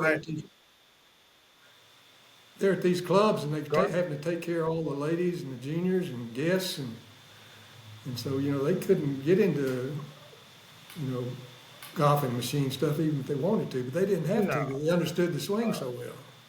Yeah, it's not appropriate. I mean, you have to be venue appropriate, person appropriate.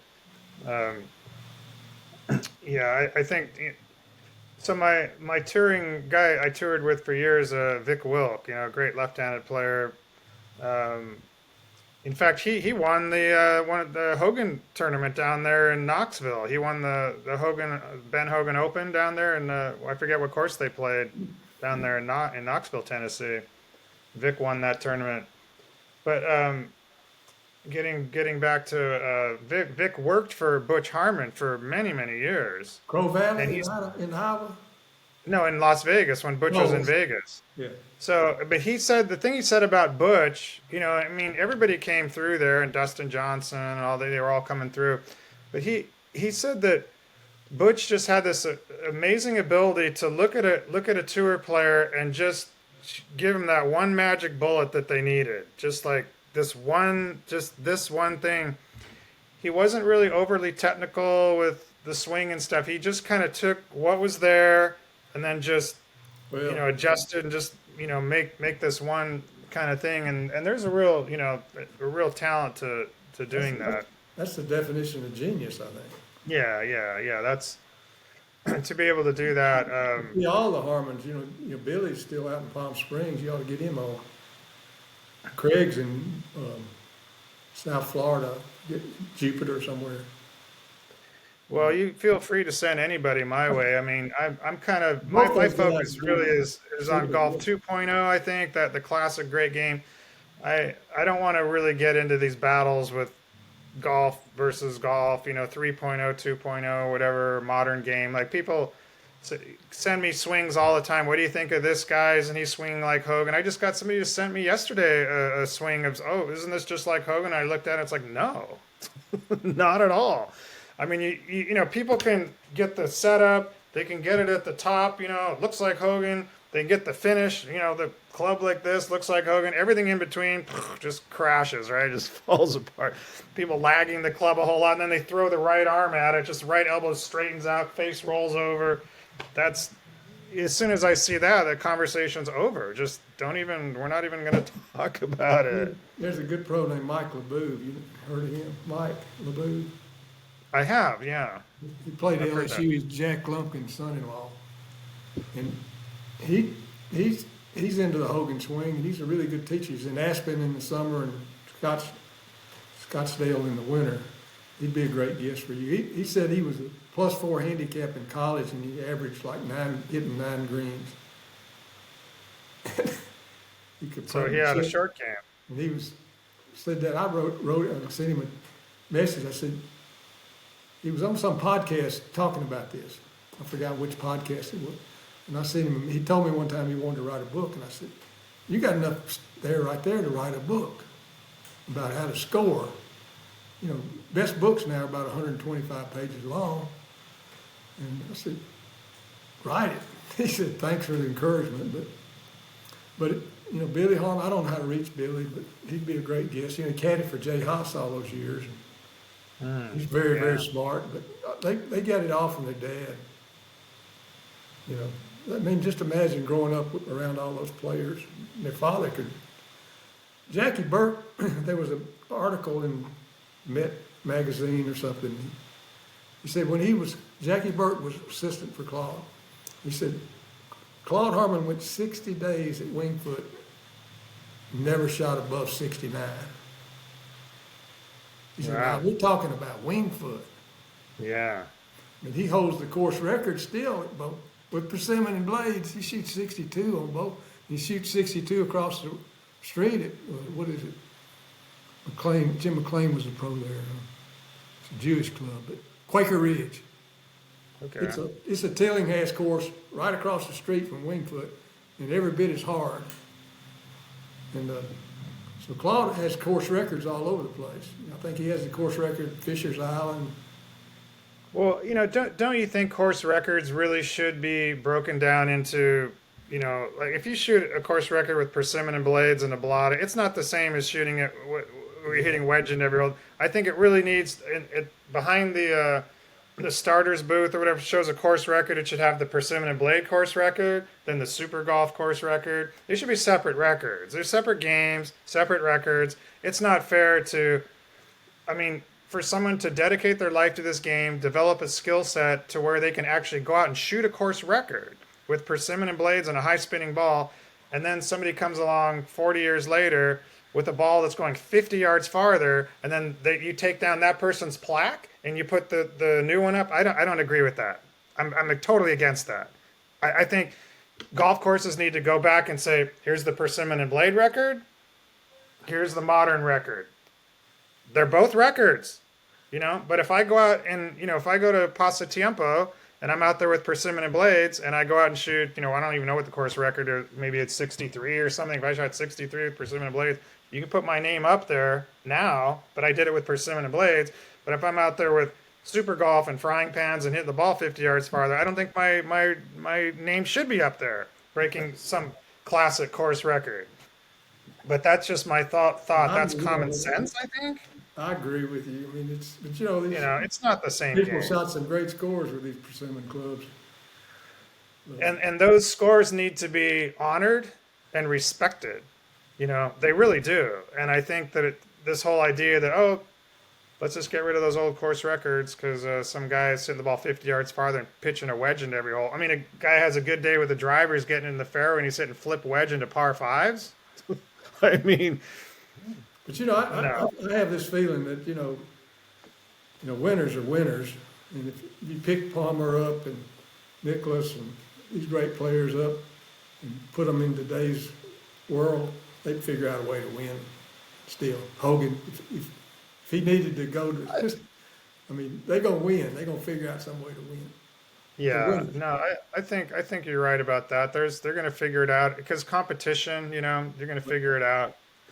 But I think what might happen is you might have, in a lot of ways, you might have a different set of guys, that would, because certain people, like a Corey Pavin or something, I mean, that kind of skill set that he had in the persimmon and blade era, I don't really see that transferring to super golf. I don't see him figuring out how to necessarily hit it 350 yards or whatever. It might just be somebody different, somebody else, coming in at that point. It's all conjecture, I suppose. Well, Mike Holder used to say this about Scott, and Claude used to say this about Hogan and some of his buddies. He said, I think they hate to lose more than they love to win. They just can't stand losing. And, you know, that mindset. He said, I think Scott Verplank hates losing more than he likes winning. And that's, Well, Sam Snead said, show me a good loser, and I'll show you a seldom winner." yeah. Well, That you was- know, on our end, you know, the teaching end, you know, I could be competitive at times, but, you know, there's so many good people around the game. But I'll tell you something about my game, and I'll tell you, had my moments, but you put me in a 4-ball with a good player, I could tear it up. You know, Dick and I won the South Texas Pro Assistant, beat some good teams. And up in Virginia, I had an assistant named Mike West, and we won the Middle Atlantic Pro Assistant. We made 15 birdies and 2 bogeys in 18 holes and won it. And Rob McNamara and I, you know, Williamsburg, you know Rob, don't you? But, we won it down in Williamsburg. And we were 3 behind with 4 to go, and we tied them and won in the playoff. And I think I birdied 2 of the last 3 or something. And then I played Augusta one time. This is funny. Remember at Belle Meade, there were like 6 members at Belle Meade that were members there. And I got this idea. We had easy go karts. And we had nothing to do with maintenance, but they had these maintenance workshops down there. And I told Willie, I said, you know, Mike and I can go to this maintenance thing. Mr. Fleming, who's a member, he'd probably get us on Augusta. Well, sure enough, he did. And we got on down there, and it was in February. It was cold and rained all week, and the course was soft. And I shot even par from the back, and I made 6 birdies and 2 triple bogeys. and Mike Whiteside, who was playing with me, he shot 69, didn't make any bogeys.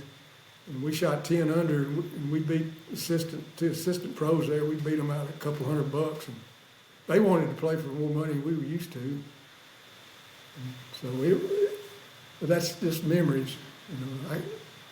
You know, I can hit my driver a long way, but I sometimes had plenty of postage, but the wrong zip code. I couldn't find my ball. So what year was this that you played Augusta? Roughly. Probably about 75, 74, 75, somewhere in there. So this was before the greens got really fast out there then. They were rye greens. They overseed the greens in rye. No, I don't know. No, fairways, I don't know about that. But they were slow. They weren't as fast. Yeah. It had been raining all week too. But it was, you know, like a mystical experience, you know, playing that place. Same feeling I got at Cypress Point, you know, just being there just does something to your soul, you know. It does. Yeah, it's an incredible place to play. A couple of my sponsors were members there, and I used to go over and play with them when I was in my early years as a pro. And I still get out there once in a while and Augusta play. or Cypress? Cypress. Okay. Yeah. I've never played Augusta National. I've walked. Lewis Brown and I were out there.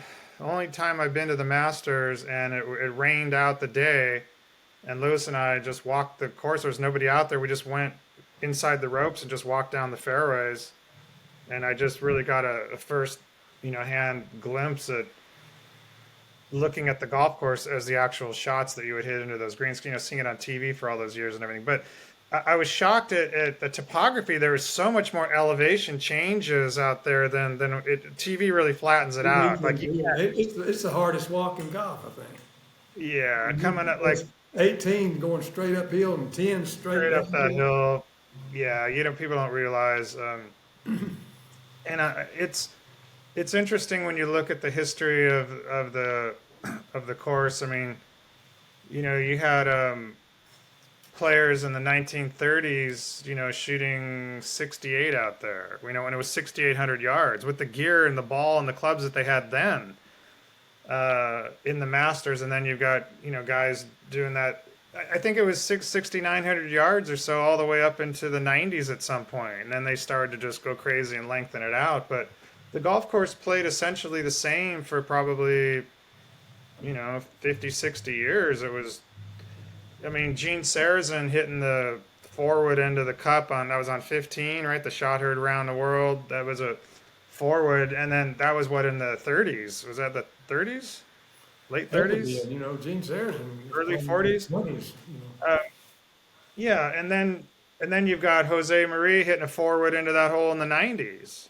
So I mean, it didn't really change that much. I don't really understand why they would allow that tournament to just change as radically as they have, trying to Well, accommodate. well, I do Uh, know that, I have a friend that worked for Fazio. He's, a really good guy, but they kept records and data, what people were shooting on these holes and stuff. And every year they're blowing something up and fixing it and making it longer. They bought land from the green, the Augusta Country Club backs up to it on 13th Next door, Street. yeah, yeah, And so Augusta Country Club let them have enough acreage to make the hole 40, 50 yards longer. yeah. I mean, they stretched out number 11 too. Oh I yeah, a mean, lot. But they the rebuild thing the that, greens. They don't like, if a greens needs to be rebuilt, they do it. It's a yeah, lot of the they've got stuff the you don't money to know. do it. One of the things that people don't talk about is, the original intentions of those holes and the shot shapes that you would hit. Like you might draw it here off the tee, draw it around a corner.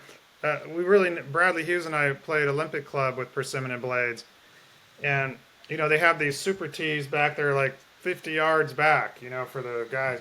But you can tell that the hole was meant to be a shot shaped around the corner. So you draw it off the tee and then skip it around a corner. Where now, if you put the tee back there 50 yards, it's just a straight shot to the corner. There's no shaping the ball, right?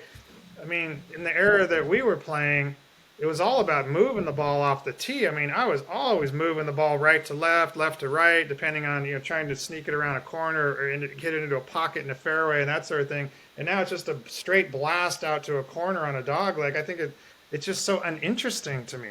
I want to be shaping and curving and trajectory and hit it low and all this stuff. And this whole idea of just tee it up high to boom, send the thing out to the corner. I Did you mean, go to it's what the the kids US have to Amateur play this year? nowadays. Did you What's go that? to the amateur? Did you go out to the Olympic for the US Amateur this year? No, but Lewis played in it. Well, no, Lewis actually withdrew from the tournament. Now, this is crazy. So, Lewis wins the U.S. Senior Amateur, so he gets an exemption into the U.S. Amateur, comes out here, plays 2 practice rounds, and he's playing with some of these college kids that are hitting it 70 yards by him. Okay? 70 yards. I mean, you know, we're talking like he's hitting 2 iron in and they're hitting gap wedge, right? So he literally just withdrew from the tournament. He just said, I just don't even want to be out here. So he calls me up and he says, let's go up to your place and hang out in Napa. Did you He watch didn't the even want finals? to, Did you watch the he didn't even finals? want to mess with it. And there's something wrong about that. I think that's just not right. I mean, if this was Persimmon and Blade era, then the kids might be hitting it 20 yards by him, 30 yards, no more than that.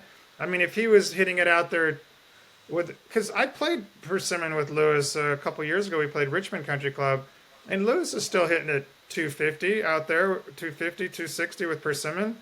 If he's averaging 250 and the kids are averaging 270 with Persimmon, they're 20 yards past him. He's hitting a 5 iron. They're hitting a 7. He can compete against that. But now 70 yards, it's too much, and he just said, "No, I'm not doing it." Did you watch the finals on TV? I caught a little bit of it. Well, this I saw the Jackson, second hole, which was always, that uphill par 4, long and wet, and just, I mean, it was always a drive and a long iron coming into that hole. And I saw the kids hitting wedges in, and I just thought, why am I even watching this? well, the kid in the finals, he lost, but Jackson Harrington. I mean, he's been taking lessons since he's 4 years old. And he's big and stout. There probably nobody in that tournament hit it farther than him. He's left-hander. Yeah. He weighs about 240, muscle in it. I forget his club head speed, but it's nothing for him to hit a 360-yard drive. No, and But there's nothing the wrong thing with about it, in that. the finals here, Bob Walcott, he grew up at Bob's course, and he said he bombs it and gouges it, and he couldn't keep it in the fairway the last round. I guess adrenaline got him, but he was hitting in that 5-inch rough, and the kid from Florida, he's young, he's 18 years old, won it, didn't he? But this guy pured it. I can't even remember his name. He really played some Well, golf. yeah, the quarterfinals. When I saw there were eight guys in the quarterfinals, and I think they were all under like 22 years old or something, or 20. They were all just like Well, college Jackson kids. Harrington's just starting his sophomore year. I mean, he's qualified for Augusta. He's 19 years old, gonna play Augusta this year, maybe 20. He's Yeah, really nice, nice you boy.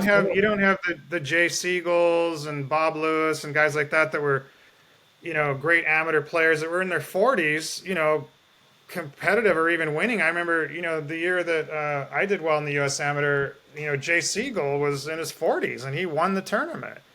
I mean, he was Yeah, wiping out, all of us. I mean, Sam Randolph, myself, Verplank, everybody, Davis Love, we were all playing there. He won the tournament. Not a young college kid. I think that's missing out of the U.S. Amateur now. Because it's become such a power game that it's just. But once these kids, actually have to deal with some back issues or whatever injuries they're going to be dealing with from swinging the club so hard and so fast. I don't know. Are they going to be able to be competitive when they're 30 or 35? I mean, they're just done possibly. When I talked to Kelly Murray recently in the interview or conversation I had with him, and he said that Mo predicted Tiger's injuries. Like when he first saw him, when Tiger first came on the tour, and was it '97 or something like that? Mo saw that, and he just shook his head, like he's going to destroy his body doing that. And sure enough, look at all the surgeries and everything. Mo saw that coming. well, Mike Holder mentioned something to me about it a long time ago. He said, of course, he had his guys in the weight room and under supervision, but he said the way Tiger was going after the weights, he said, I'm not sure that's good. I'm serious. His body's going to probably break down on him. So he was predicting that way back, probably Well, before he became AD. He became AD in 2006, so he was back. it's something to be said for that. But some sports are just based upon short careers. Like football players. I don't know how a typical NFL player plays. What, 5 years or something like that? I mean, that's kind of it. You got your 5 years. You make your millions. Hope you made enough for the rest of your life. Um, Golf, though, was one of the sports where you could have a guy almost 60. I mean, wasn't it that long ago? Tom Watson almost won the British Open. Was he 59 or something? I think almost 60, right? I mean, Sam Snead won on the PGA Tour, I think, when was he in his 60s? His last win or something? He was right there, I think, close to that.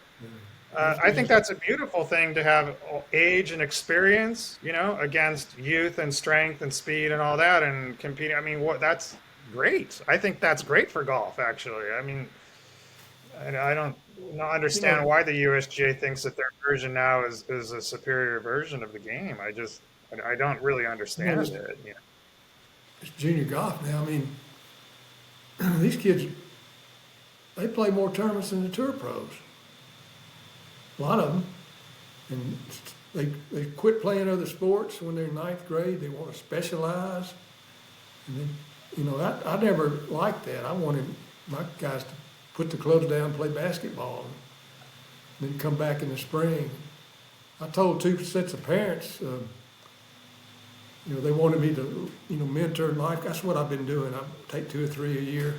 The parents will hire me, do the mental game and to kind of mentor. I don't mess with their swing. And one mother told me, she said, in the last year, my son's played in 33 tournaments. And I told her, I said, I can't think of one thing good about that. I said, they're going to burn out. And sure Yeah, enough, he was a good player. He finished fourth in the state am in Tennessee when he was 16 years old. And he got to college and got the driver yips. And He got his MBA and he's doing well, but he didn't. He just got too serious too soon and ran out of gas. I see it happening all the time. Yeah, some of the Olympic sports, I think, where the Olympics is every 4 years, and you just got like that one event. I mean, people are working. They'll play, compete in a few events, leading up. But I think in a lot of those sports, it's just several events a year, and getting ready for the Olympics. I think in golf, if you're playing 30 events or something in a year, it's hard to keep the intensity level up, that you need every week, and maybe playing less tournaments and putting more focus on those tournaments. And I always like the feeling of really gearing up for a tournament or a small stretch of tournaments that I was going to play, and then come back home and kind of regroup and work on things, and then go back And out again. it's not good from the mental side. I mean, Yeah, it's tough. you get, they just Burnout's a keep, bad place to be. if they start playing bad, they just keep playing, and Yeah. they just, grooving, getting it in their mind, and their swing gets off, and, you know, but Yeah, fortunately for me, I never went through a time when I was a pro. I played 7 years.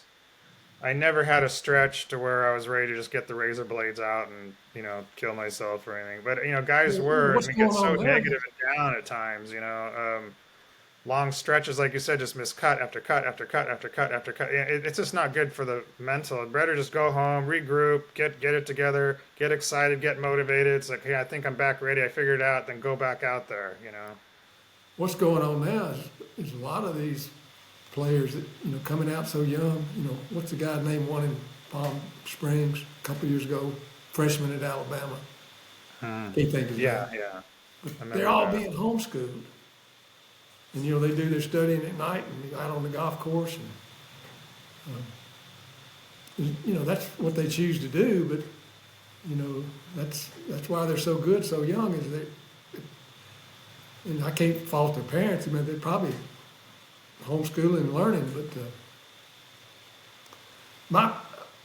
the kids I work with, I always make sure the parents are solid. I don't want to fool with a kid whose parents. Morris Pickens that worked for me, he's a sports psychologist at Sea Island. He talks about crazy parents. He said, kid playing in a tournament, and he starts playing bad, and by the time he gets to the turn, he's worried about the phone call with his dad that night. 4 par, oh my God, I've got to talk to Dad tonight and explain this round. Well, he can't, that's not everybody, but that's Yeah. happening to a few. But it never happened to any of mine, because I got a kid right now is super. He plays at Brentwood Academy. His parents are just wonderful people. But I tell you, it's a different game. But I got no complaints. I'm happy with what I'm doing. I think it's fascinating that you would take students based upon their parents. Not I've me, never but heard that before. I've never heard anyone say that, gee, I want to meet and talk to your parents before I'm going to really take you on as a no, full-time kind of. that's not the way it works. They want to meet and interview me. And so when I'm in, they're trying to find out what I'm doing, because nobody knows me around here. I'm out here in the country raising cattle. But the parents will interview me and they'll say, what are you coaching?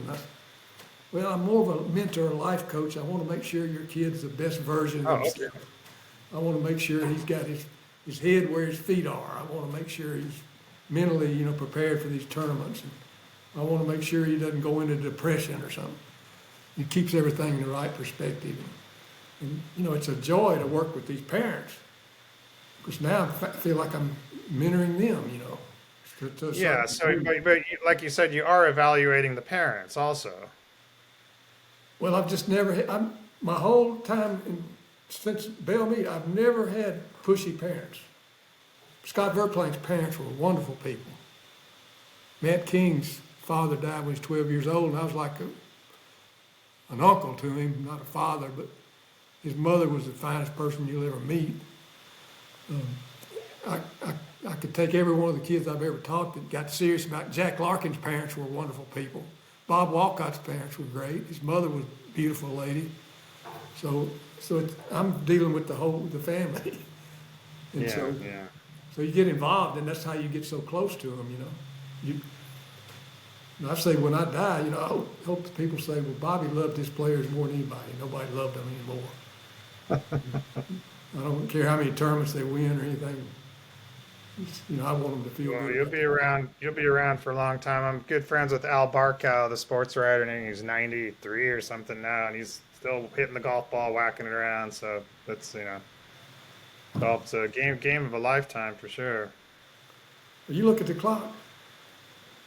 We've been talking 2.5 hours. Well, that's about how it goes.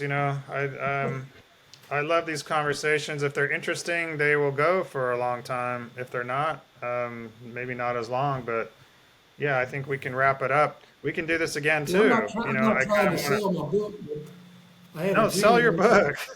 I had a junior Let's one time that said, I want you to write a hold book that about up. Hold that up. What do we got here?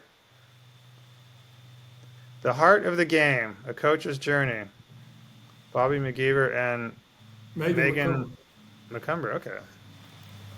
So She, let's talk about your book just a little bit here.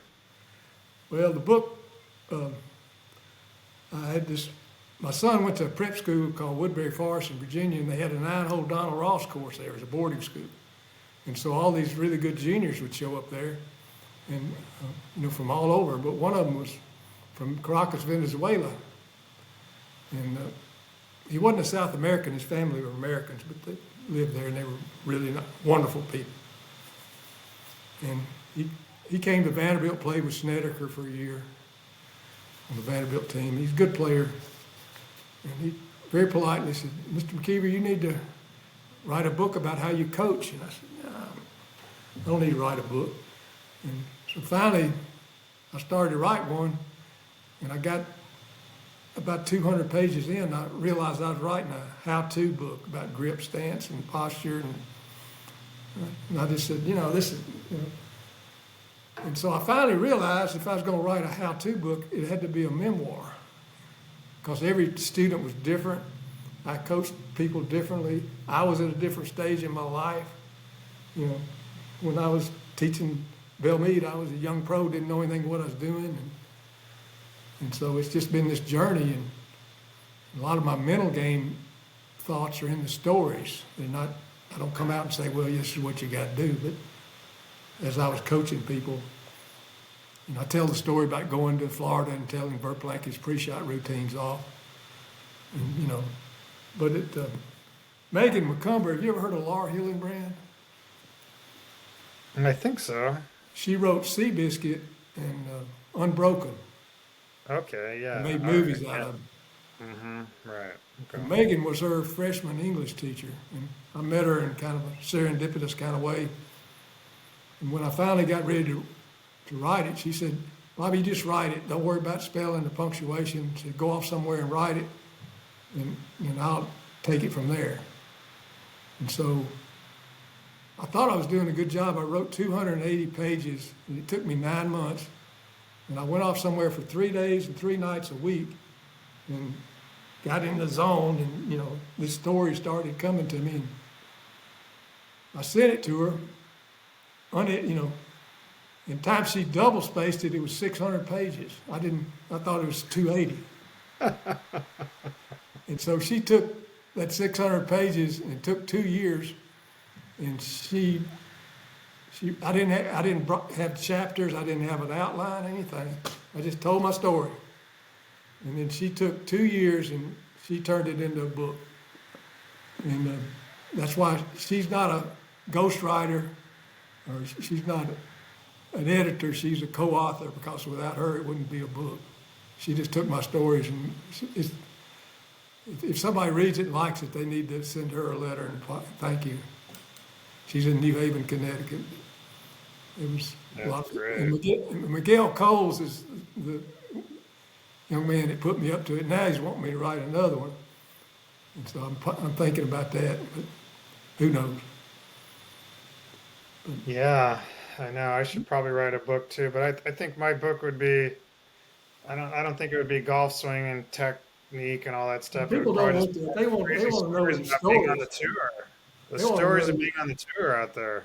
people who you met and life lessons you Yeah. learned. I Who mean, it was all the stuff that happened off the golf course, really, that was more interesting, really. I yeah, mean, I've had people. I think I got 40 something 5-star reviews on Amazon, and a lot of them weren't even golfers. And I had some lady from New York City call me and said she'd read this book and she'd gone through a messy divorce and this helped her. What the hell? so it's on Amazon. People can buy it on Amazon. It's on Amazon. It's called The Heart of the Game, Bobby McIver, Megan McCumber, and there's a review in Okay. there. And talks about how I grew up on this farm and how I met 12-year-old one summer day and how my career unfolded from there. And Wow, what a great. I had Morris Pickens read it. He said I was doing it out of obligation because I wanted him to read it and write a review. And he said I couldn't put it down. He said I read it in one sitting. Well, I better pick up a copy of it myself. That sounds great. I love reading interesting books and golf books and all that stuff. I think if I write another one, I'm thinking about it. The title, I said, unlearn what you think you know about golf and play like a 12-year-old. I'm not promising anything, but that's kind of my philosophy. I think 12-year-olds are the best students because they don't have their mind all cluttered with a bunch of junk and they mimic and Yeah. so I mean life's great. I found out I'm gonna have a hip replaced, so it's gonna take me a little longer before I can work on that 430 position. No, you won't have any trouble. I mean, turning, I teach really turning level through it. And it's interesting to see all those reverse C guys from back in the day. They're all, I mean, Trevino was way under right now. He's, turned level. Tom Watson, got rid of that. He started turning level. Even Ben Hogan was, got a little high with that left shoulder going through it. And then you see him in the Coleman video there, and he's just turning as level as, the flat earth or I used whatever. to I mean, have he's a big just, lateral move, That's the way that people taught back then. yeah. And Well, lateral and then steep with the shoulders. That's pretty yeah, rough on the back. falling back like this. Yeah, that's rough. That's Yeah. rough on But the. my You hip, can do it as a youngster, but I I had still that too. have a farm out here. And the other day, I'm seeing a physical therapist. I had 18 sessions, and they did an MRI, and I got cows that needed hay. So I'm on the tractor, and you got to step up and come down. And I couldn't. It hurt so bad 2 nights ago. I didn't know what I was going to do. I couldn't get comfortable, but it's better. But we pretty much come to my nephew is an orthopedic surgeon in Oklahoma City, and he's seen the MRI, and he thinks I'm gonna have to have a hip. I'm gonna see somebody next Wednesday or Friday or something like that. Yeah, well, it's amazing what those surgeons can do these days. It's just, my mom, she had a knee replacement. Literally just took the old knee out and put the new one in, and just, maybe 6 weeks later, she's just like nothing. Yeah. It's great. Well, I tell you, I've certainly enjoyed this, and we probably could go on. Yeah, well, no, we'll do it again. I'm gonna, I've just been, few people have been coming to me that want to talk about stuff, and I'm just kind of need to focus. I need to stay in my lane, my golf 2.0 lane over here. I don't want to argue with people about super golf and frying pans and TrackMan and all that stuff. It's a different thing. But there's still people. I've got a lot of young students that are interested in what I would call proper golf. I got a lot of persimmon players. We're making persimmon woods. We got persimmon woods being made Wow, with where you advanced doing ball that? striking on them. Where are you getting them made? I got an artisan who's putting these things together for us, and out of great persimmon, and we're putting proper stiff shafts in them. We're doing anywhere from 14, 15 up to 16 ounce dead weights on them, like what Hogan and Mo and George Knudson would have played. I mean, because where would you buy a club like that? We're setting them up at 48 degree lie angles, nice and flat, so you can just turn it around your body. You can't go out and buy a club like that. So I'll tell you what, these old blades, you can go on eBay and I bought this set of Hogan round soles for $150. Oh, it's incredible. My last guest, Corey, on here, he's got 150 sets or something like that, full of blades and persimmons, and he hosts events. If somebody wants to do a persimmon and blade event, he's got all the clubs. He shows up in a truck and brings all the clubs, and so it's great. The younger guy. I think there's interest in the classic game. I think it's building. More and more people are starting to talk about it. And I don't think, like I said, I don't think it needs to be an agitated situation between Super Golf and the game we played. I just think they both need their lane. Like I want to play Persimmon and Blades over here. You guys play the frying pan drivers and all that. You want to go do that over there. Somebody Fine. gave me a set of these, the 71 Hogan Bounce Soul, Yeah, the bounce souls. Well, and I had a set of 72. It would 70. This is Ben Hogan Bounce Soul, doesn't have Apex. Well, 72 is the same club that put Apex on. that's the exact iron that I won the TRGA event in Las Vegas. I used that iron, that bounce soul, the one that you have right there. I won the tournament with those. That 72 Bounce Soul, that set of irons, these Hogan Apex 2s over here, and David Frost was seeing Rotella when I was in Charlottesville, and he had a beautiful set of irons made in the mid-90s. And he gave me the serial number, and they made me a set of those. Those are the three best sets of irons I ever had. And I gave the ones that David Frost gave, I gave those away to a friend of mine. He got rid of. I wanted to get them back, Did, but I did got. you Yeah, hit did you hit the Hogan the power thrusts, those early 60s with the shaved off toe? Did you ever hit those? No, I wouldn't. Like I say, I wouldn't really. When I went to Bell Mead in '71. That's when I got focused on golf. Earlier than that, I wasn't. I was kind of out there doing other things. Yeah, very interesting club. Very shaved off on the toe. I mean, not much weight out on the toe in that power thrust.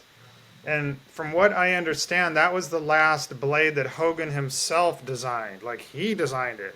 And then I think he handed over the duty to Gene Sheely to do the future designs. The power thrust was such an advanced club for Hogan for really, fine ball strikers. And This round sole, this yeah, bottom, yeah. bouncy.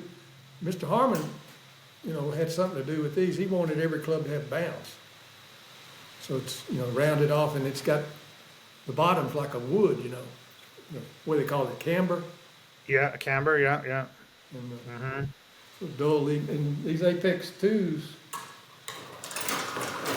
I had these made when I was with Dick, and I got them to put more camber and dull the leading edge. And this is really a good set of clubs. I had That's a Dynamic great set. X100. That was under my Christmas tree in I think 1976, Apex 2s. I don't know, I was 12 years old and my dad bought me a set of Hogan Apex 2s. That was one of the greatest days of my life, opening up that box and seeing Apex 2s.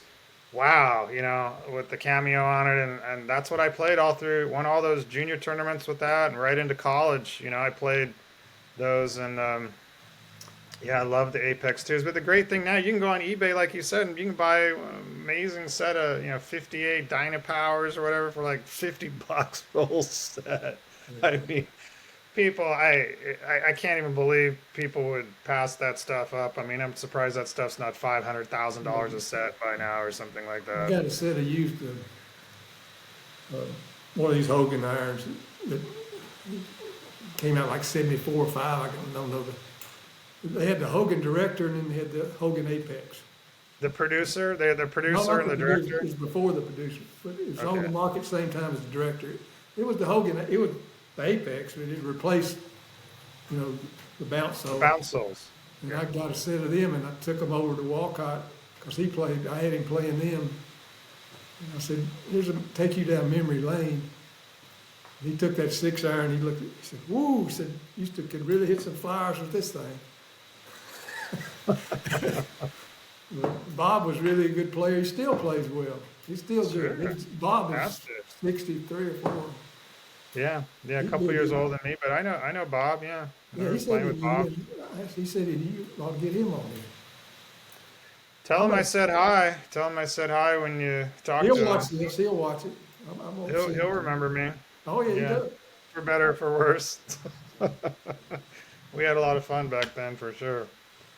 Okay, well we'll wrap it up here and we'll do this again, Bobby. Thank you so much for engaging conversation with me and learned so much from you today. I learned so much from you know guys like yourself that you know went through the game even prior to when I did. A few years older than me, and there's so much knowledge that we have, and I just want to capture as much of it as possible for even if just for posterity or whatever. I think so much is getting lost now in the game. I just when I talk to people from my generation or the previous generations, there's just so much stuff there that it breaks my heart to see it just get lost. And just everything's about a track man and some plastic golf ball and a frying pan driver. I mean, it's like there's so much more to golf than that.